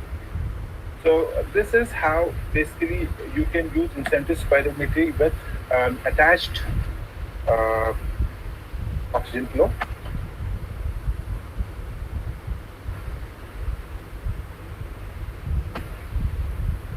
So what is basically this self-inflicted lung injury? So once you do vigorous spontaneous breath, so what happens? It creates negative pressure. So the negative pressure, more and more negative pressure is generated. So once the negative pressure is generated, you know the transpulmonary pressure will increase because transpulmonary pressure is inversely proportional to the this one pleural pressure. As you might all be knowing, transpulmonary pressure is equal to peak pressure minus pleural pressure. So this can be not good for the lung which is already injured. Second thing is once you take deep breaths. So what happens in case of these lungs, bad lungs, I would say, injured lungs as such. So there is non-uniform change in pleural pressure. Once this non-uniform pleural pressure changes are there, so what happens in the dependent areas, dependent lung regions? So the more and more there is distinction of these dependent areas. So what happens? The air moves from the apical areas to the dependent areas. So that phenomena is called as pendulum. Okay. So this is how patient-inflicted lung injury can happen. So again, one more mechanism is once you do spontaneous breathing, it increases the venous return. Once the venous return increases, that increases transmural pressure of the pulmonary vessels, which can lead to pulmonary edema. Second, third, fourth important thing is once the patient is breathing and if he's on mechanical ventilator and if you tell him to breathe in between, so there can be asynchrony. Asynchrony can be because of two breaths at a time. When the ventilator is giving breath at the same time and the patient is also that is because the breath taking. So what happens again? It can affect the lung protective strategy. So I would say the take-home message for all the physiotherapists is avoid spontaneous breathing or avoid deep breathing exercises. Initial phase of acute ARDS or initial phase of ARDS patients who are in an acute stage. So I was talking about that patient. So on day 3, if you see his X-ray is showing lot many changes, widespread pneumatic changes, consolidation, and we started with HFNC, high flow nasal cannula.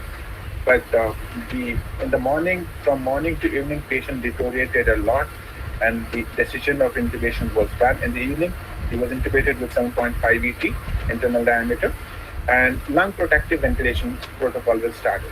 So, as already has been explained to you that what is the role of different modes of ventilation, but I would say be in a trauma center, which is a dedicated facility for COVID care, we practice lung protective strategy.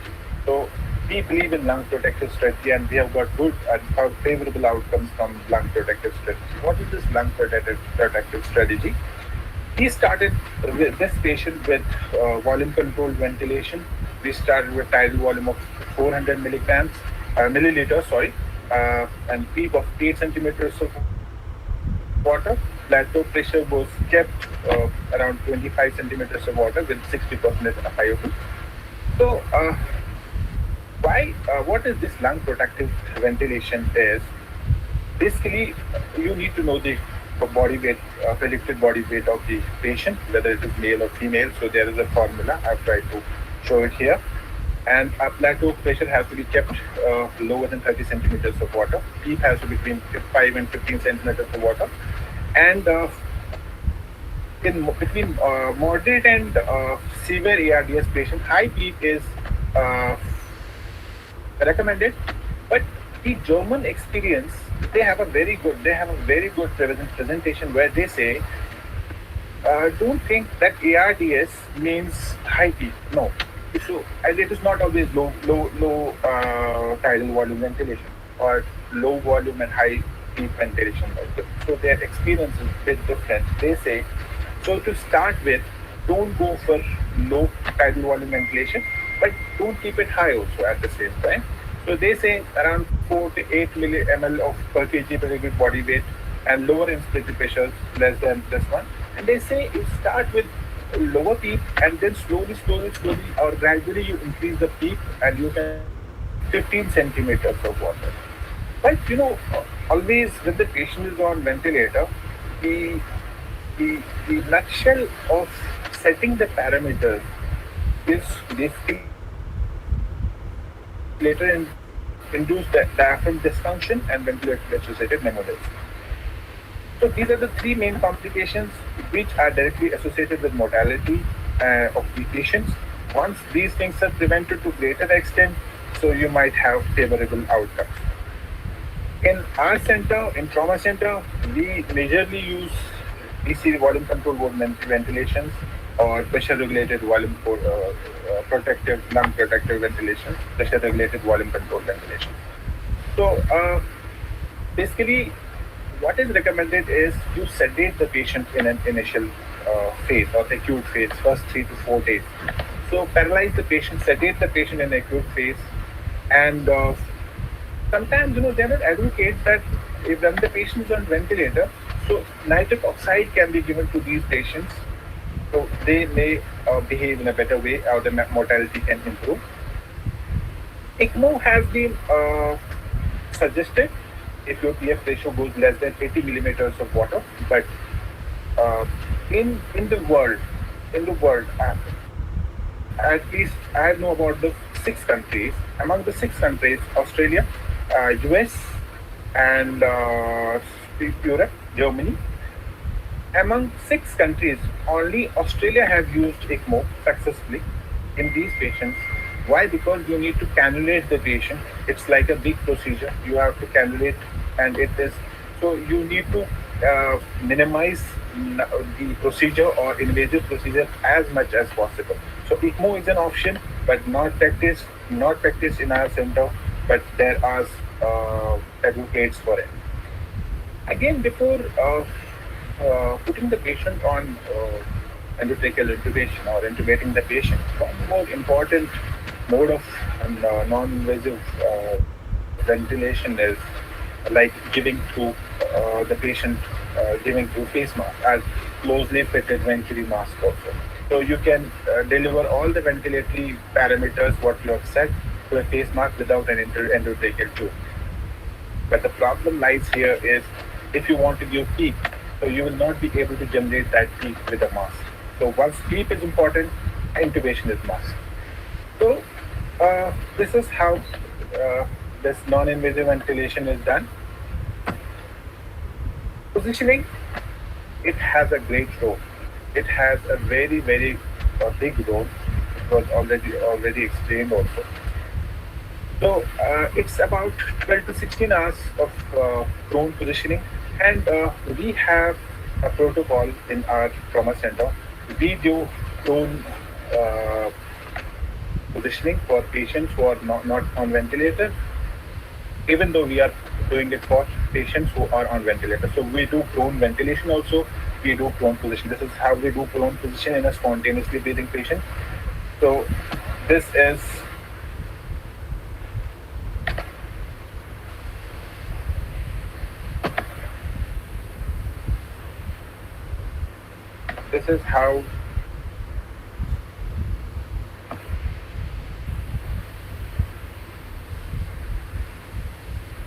how the patient in prone with endotracheal tube and closed suction can be ventilated in prone position. So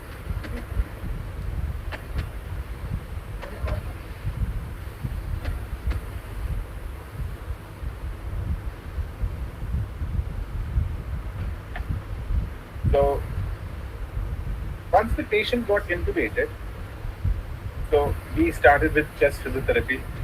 Again, I need to tell you that chest physiotherapy in most of the cases is not needed. The chest physiotherapy is only needed in cases where there is sputum, productive sputum. And the literature says it's around 32 to 34% of patients who are admitted in ICU. But what is more important in this phase is, I would like to highlight is, see, in our center, we don't only see COVID. We have COVID patient who is secondary COVID, primary disease can be his cancer. We have a patient who had accident, who had fractures of limbs, arms, who had head injury, and now he is COVID positive.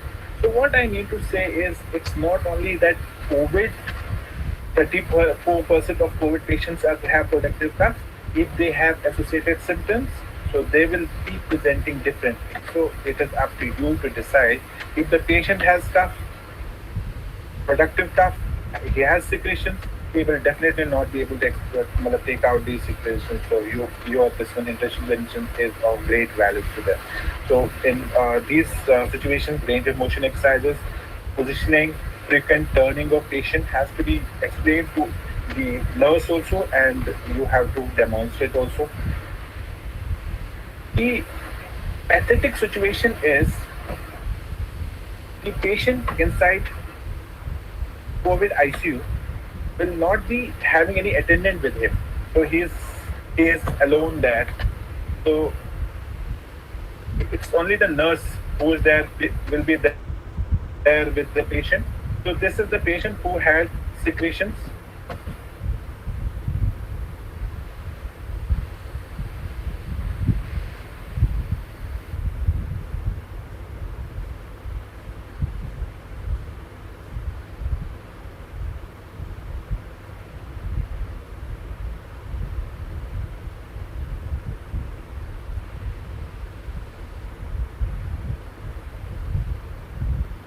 This is closed suction, which I have tried to lift with my left hand. This is a closed suction.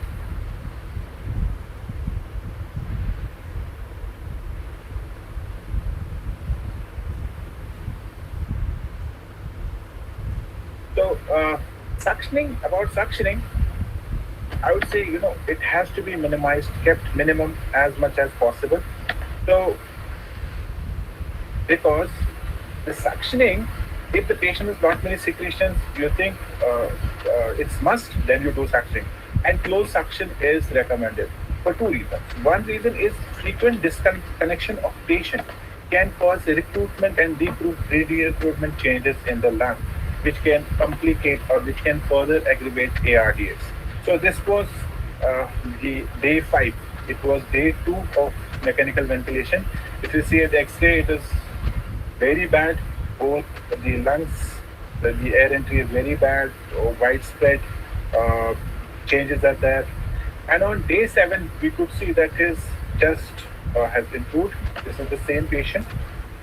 If you see his day 7 chest X-ray, his right lung has completely opened up, and his left lung has lower lobe collapse still there, but it has improved. On day 10, we could wean this patient off, and we were fortunate that he didn't need any reintubation. We put him on nasal flow cannula again, high flow nasal cannula. And he could be for 1 or 2 days he was there, and on 3rd day, on 13th day, on 25th, we discharged this patient. So what I want to say is, before we discharge this patient, once we weaned him off, we started with breathing exercises, spirometry, active mobilization of all the joints, mobilization, group exercise, walking. So all these things we started. What I want to convey here is, we talk about many things. This can be done, this can be done, this can be done, because it is practically not possible in COVID area, wherein the manpower which is utilized is very less because of many factors. One of the important factors is less utilization of PPE kits. We don't have, even the developed countries like USA, I told you we had a meeting, they say that we have used the same N95 mask for 5 days. So it's not our condition that we are lacking with PPE kits and other resources. Even the developed countries, well-developed countries have struggled with all these issues. So these issues will remain because we are still at the peak. We're getting lot many patients. So I will try to show some of the videos.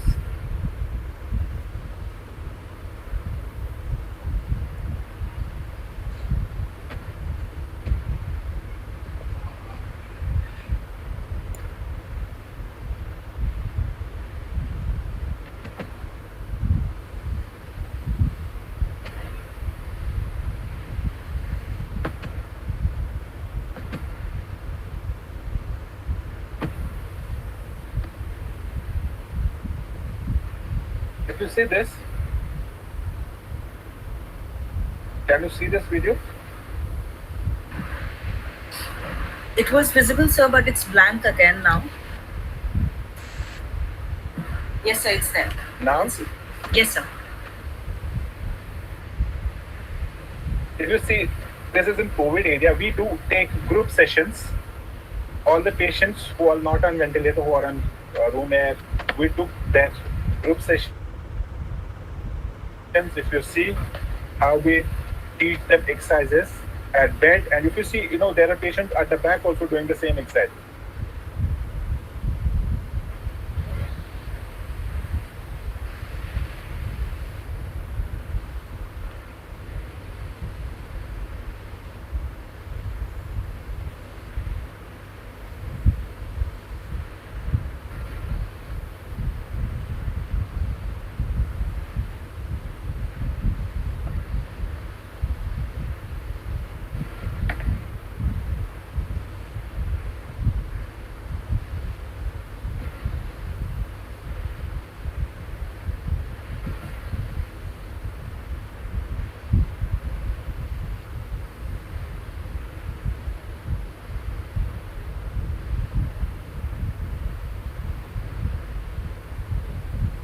This was the patient before discharge.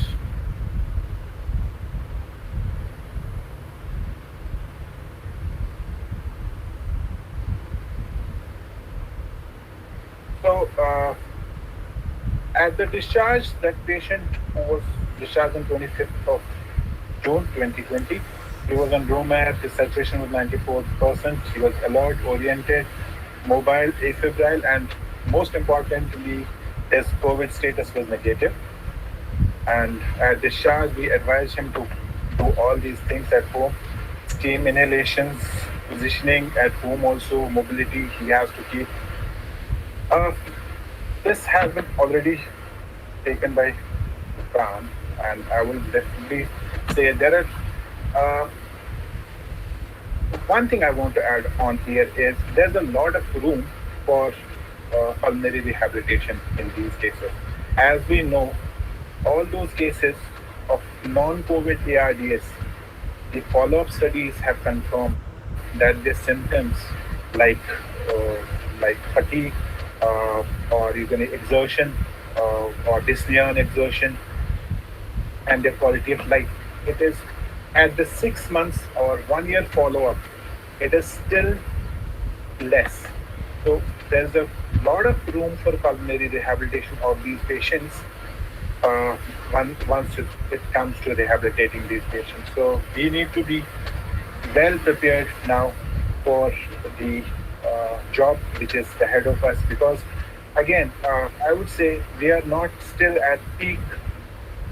We must reach, I think we surprisingly may reach peak by around 2 months of now, or 1 or 2 months of now, as per WHO. So there's a lot of scope now for all these people who are involved in pulmonary rehabilitation. So this is some of the literature. Majority of the literature is from China, and as they have witnessed it first, but there are lack of long-term follow-up studies, and the maximum follow-up study which I have seen here is around 4 to 6 weeks of protocol, wherein they have found good beneficial effects of pulmonary rehabilitation in majority of these post-COVID patients, post-COVID recovered patients. So all these issues, ICU acquired weakness, comorbidities of population, mostly it is the geriatric population which come to us and which are having high mortality rates. So they need to be addressed, and early rehabilitation has to be taken into care of as early as possible. And again, the range of motion exercises, definitely it's of great help. But again, don't think that we will sit there in ICU and do 10 to 15 range of motion of exercise of all. So it is not possible practically once you are into that situation. So by saying this, I would say thank you.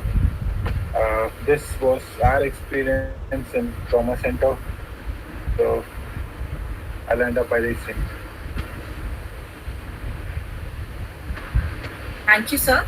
I request Dr. Jyoti to please give her remarks. I must say today's session has been deeply informative, and all the three speakers of today have given us a very deep insight into how the COVID-19 presents itself, what can be done for the respiratory care of a patient, and especially in ARDS. So thank you, Dr. Vandana, Dr. Gupshan, and Dr. Altaf. But before we head on to the question and answer session, I wanted to make a few things clear from Dr. Vandana and Dr. Altaf. So am I allowed to put forward my questions? Yes. Yeah, Dr. Vandana? Yeah, go ahead. Yeah, Dr. Vandana, Yeah. I wanted to know from you, we all are aware of the initial presentation of the manifestations of corona patients. But now, since the researchers have shown that the COVID-19 virus has mutated, I would like to know from your point of view, has there been any change in the presentation, the initial presentation of the COVID-19 patients, as compared to how they were presenting initially? Well, as far as the reports are concerned, the earlier it was like that even in countries like India, the testing was done only when three symptoms, as I mentioned, the cough, fever, and the short of breath is there. Only when the person is suspected, and only when the person is being underwent testing basically. But now there have been very silent kind of symptoms, even in asymptomatic patients. A silent hypothermia is observed, and it has been seen the patient much before developing a symptom, maybe a week before developing a symptom, because they started developing hypoxia, which is absolutely silent on clinical study, as far as clinical findings are concerned. So, just things even mentioned that you are at high risk, so you closely observe your saturation in vitals, and secondly, specifically with identical transmitted and then gradually the rest of the case. And then there had been cases who had been all fine and in a span of 24 hours developed so severe symptoms, respiratory symptoms, got intubated, some of them could not survive. So it's not like that everyone is taking that median time of 9 to 10 days. There are even hours they are taking, they are getting intubated, and before that they are absolutely asymptomatic. Even there are patients who have headache, who have migraine-like symptoms, patients who are there in the chronic migraine. They feel that it is just again a migraine back, but then eventually they land up into COVID care basically. So there is a huge, very huge spectrum of symptoms are seen, and every case is different. I think Dr. Altaf would also agree to it. What I gather from you is that the newer I think present. Sorry. hello. Yes, Actually, what said is right. Like because of so now more number of cases who are asymptomatic come to us. So that is the reason why you say number of cases have increased, but number of hospitalizations have not increased to that greater extent. To see the ratio of people who are now positive. So I would say because of early testing or more number of fatality on the is less. You, let's say, per capita, when you take account, say, per 1,000 deaths, how many patients used to die before. Now, per 1,000 cases, the death rate has come down. I would say rather the it goes to just increased testing. That's the main reason. So what I gather from both of you is that the current presentation of the disease has become more worrisome, and you all need to be even more careful. Yeah, we need to be very careful. Azad sir, I wanted to have your viewpoint on a query of mine. We are aware that corona patients have a different pathology in patients who have other comorbid conditions like diabetes, hypertension, so on and so forth. So I wanted to know from you that are there any comorbid conditions which make recovery difficult for a COVID-19 patient who is also suffering with ARDS? Especially Yes, in terms of actually. ARDS. Dr. Altaf, Dr. Altaf, Yes. can you please stop presenting? It is creating a audio thing.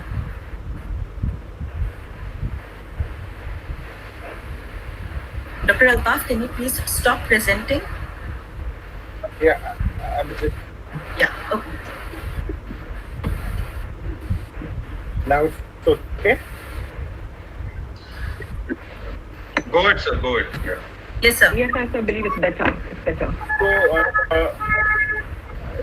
So I would say yes, because we have seen in our cases which complete the recovery as head injuries, and we have seen paraplegias. Not of paraplegias we have seen in COVID cases, wherein that was secondary to thrombosis of spinal arteries.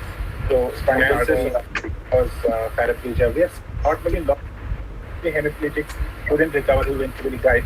So old age is again a complication, especially if the patient is having premorbid stages of lung disease. Diabetes, yes, we have seen most of the diabetics don't recover. So it's especially when they have uncontrolled diabetes and when they are on ventilator. So the diabetes goes a lot of haywire to control it. So I would say most of the diabetics don't make it. So yes, so I told you on top of the accidents, wherein you have a patient with injuries of pelvic injuries or femur fractures, so they will be hypotensive. So transfusing them again, there's a very critical decision. It has been for COVID cases, your fluid intake has to be reduced. Why? Because that can cause pulmonary congestion.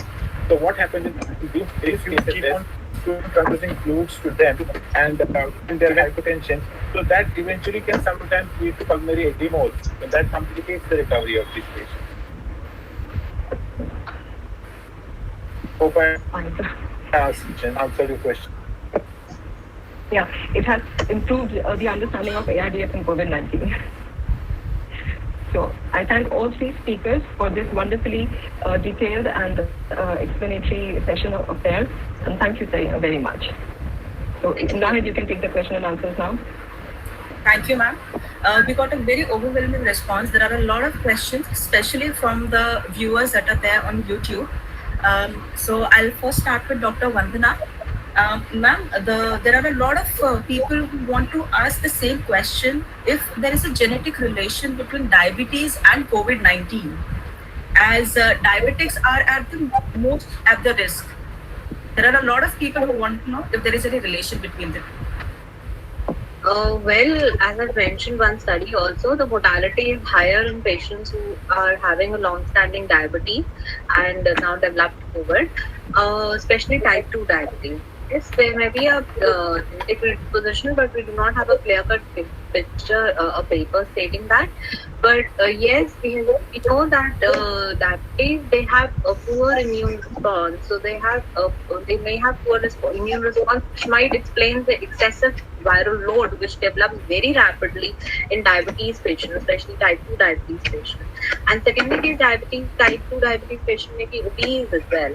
So then, which might even because of obesity itself might affect their ventilation perfusion, their basal ventilation, and all, which might lead to poor outcomes even after intubation in these patients.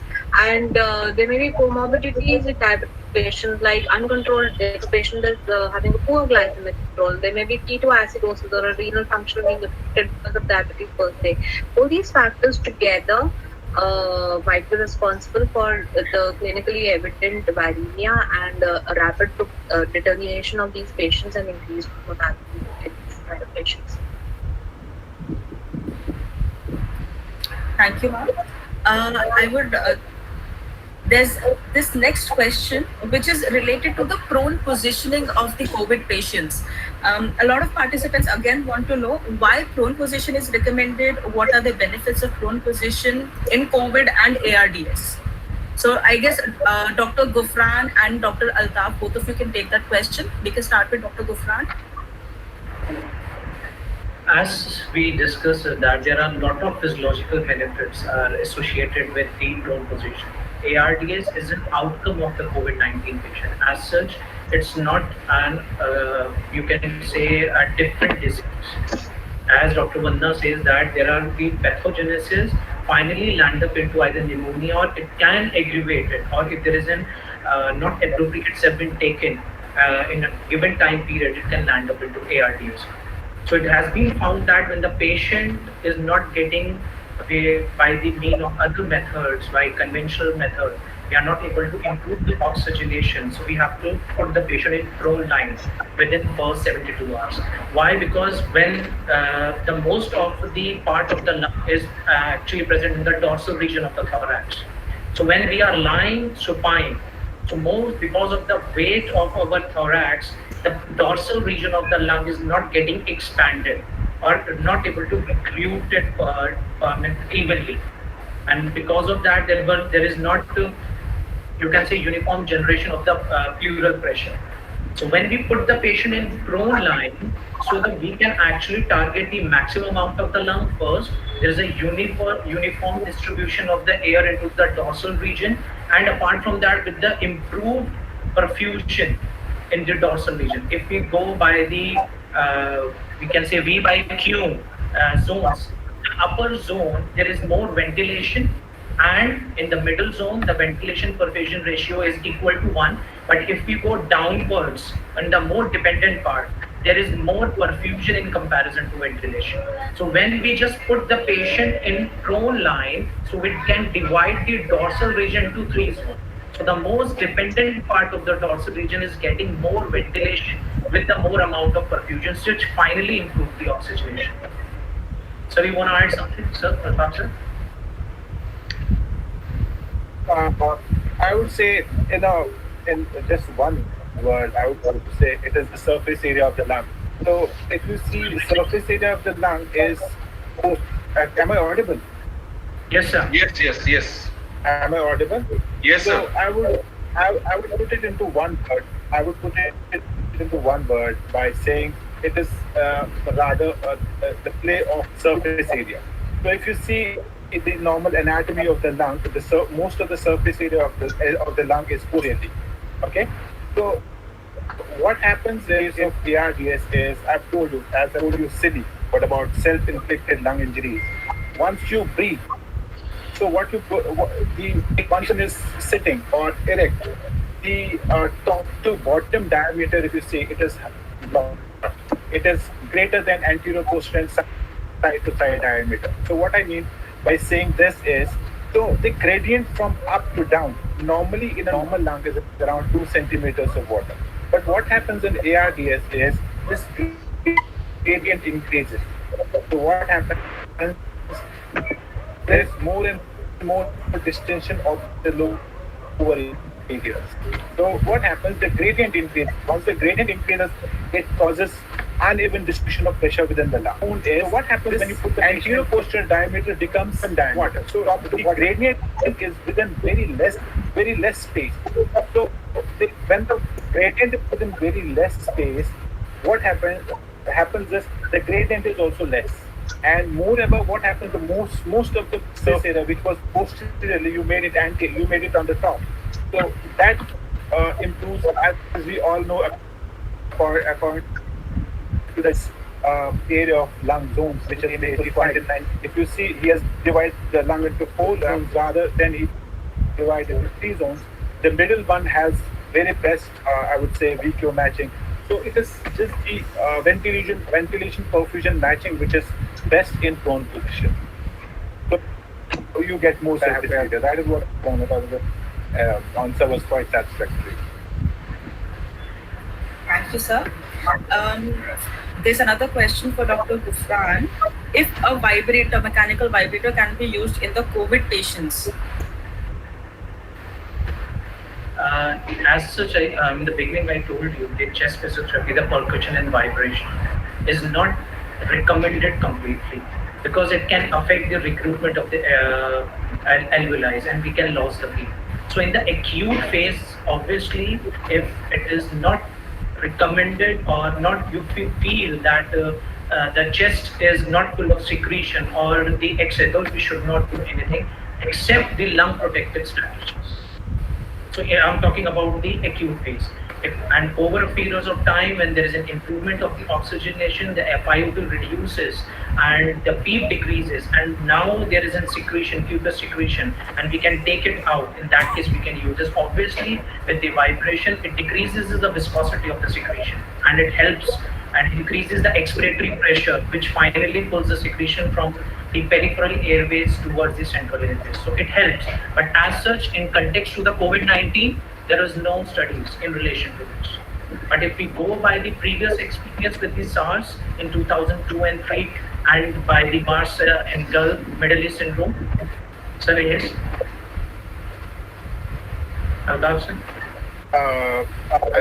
I just want to add something. You know, Yes. we use chest vibrators. We use chest vibrators very frequently. The reasons, I would say, the reasons why it is difficult for one therapist to vibrate at least 27 patients which are on it. Okay, so what is very important is you can use these equipments. What is very important is proper decontamination of all these equipments. So you should encourage equipments which are single-use equipments, like you want strengthening, you can give patient TheraBand, you can give patient a weight, you can give patient a spirometer, but once it comes to vibrator, you know that you want to shift it from one patient to another patient. You decontaminate it properly, so you can use it to the other patient also. So what we do basically is we have a bacillol spray with us. So once we used it one patient, we take out the shoe cover on the head. We take out the shoe cover, throw in bacillol spray, get it clean, put some new shoe cover and use it to the other patient. So rather, I would say, contraindication of chest vibrator is not there.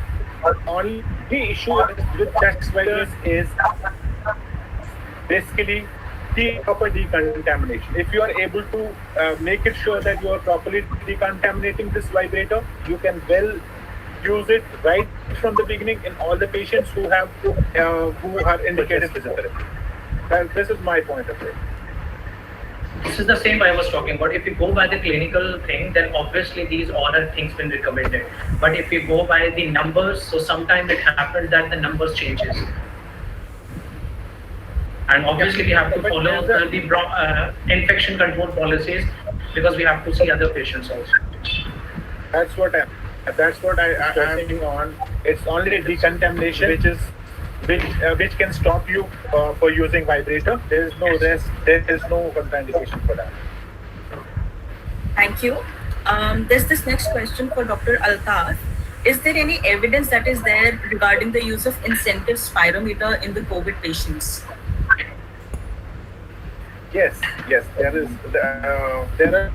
I have seen there are 2-3 researches later on. So there are 2-3. One is by Zilwa, who has done breathing exercise with incentive spirometer in 2 group of patients. One he has commented at home. That is what I have told you.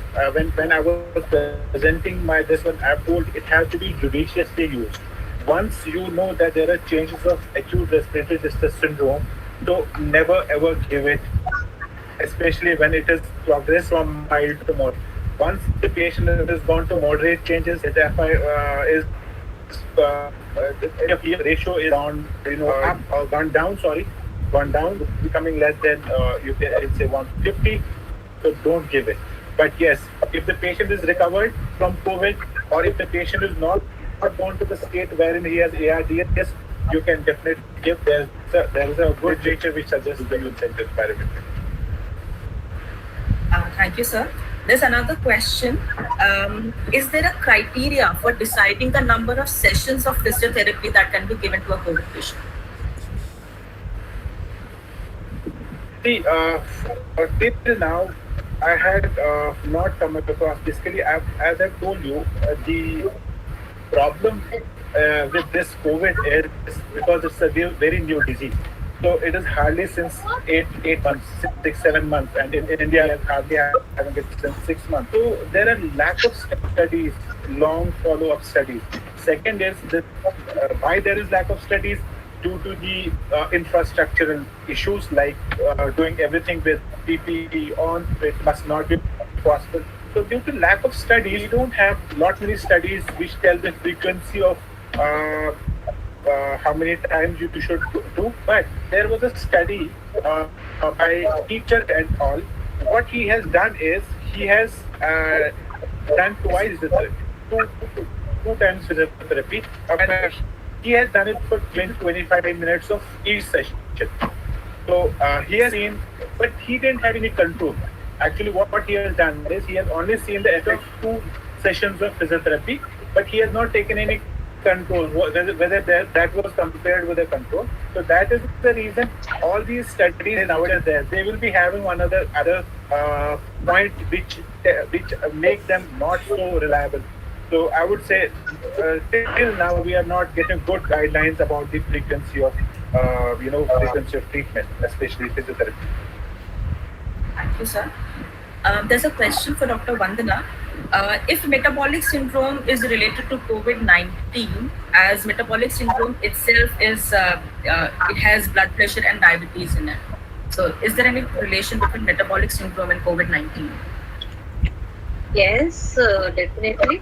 Metabolic syndrome is a combination of so many endocrinological issues. There is diabetes, there is obesity, there is hypertension, there is triglycerides which are in the normal ranges, and the cholesterol.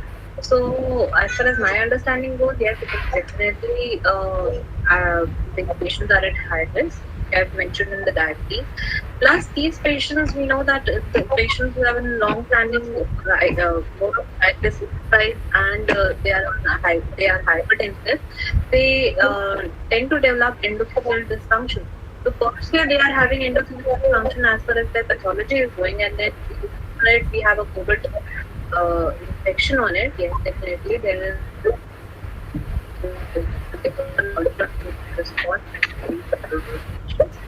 And it will also come into picture, and these patients, you should think of that some of these patients might be there on ACE inhibitors.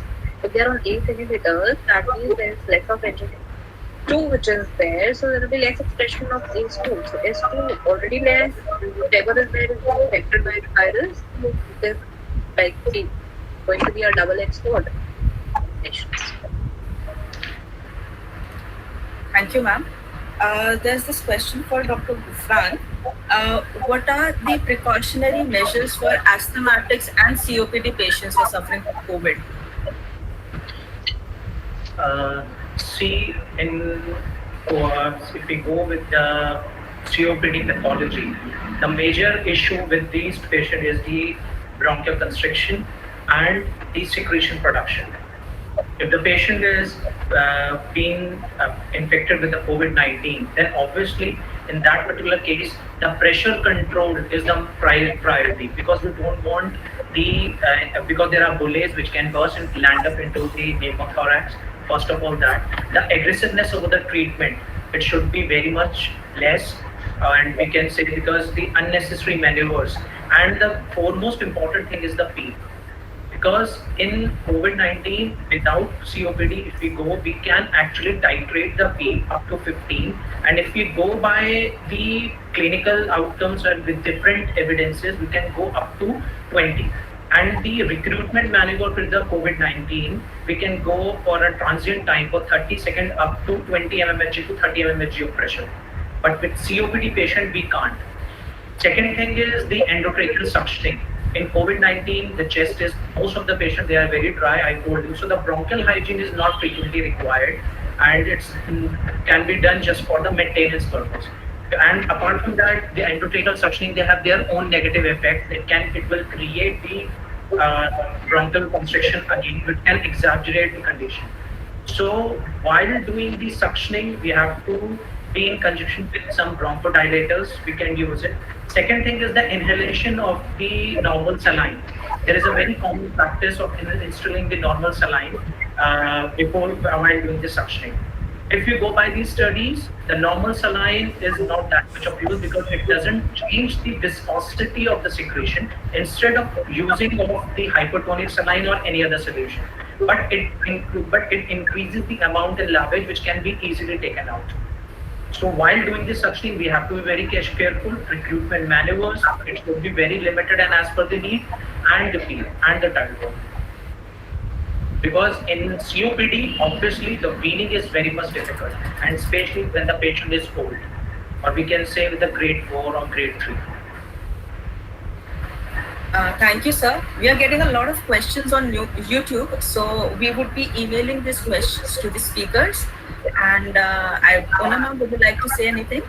Yeah, just to say that, we've been hearing about the COVID pandemic and the role, and, most of the time we are always hearing about a lot of mortality rate being high and on TB. I think that today with people from AIMS, like Dr. Altaf and Vanna and of course Gupran and our own team, there is a glimmer of hope, there is a ray of hope that yes, there is a way forward. We could be able to treat these patients.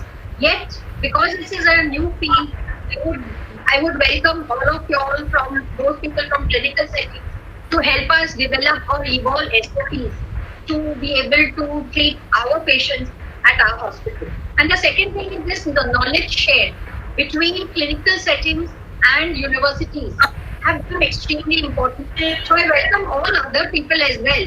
There were Shobha Keswani, Dr. Rajiv Agarwal, there will be other heads of schools from CCRUM, and Dr. Asghar Ali was there, to be able to brainstorm and be able to move through this pandemic. Thank you for your wonderful presentation and the time. I hand over to Deepak.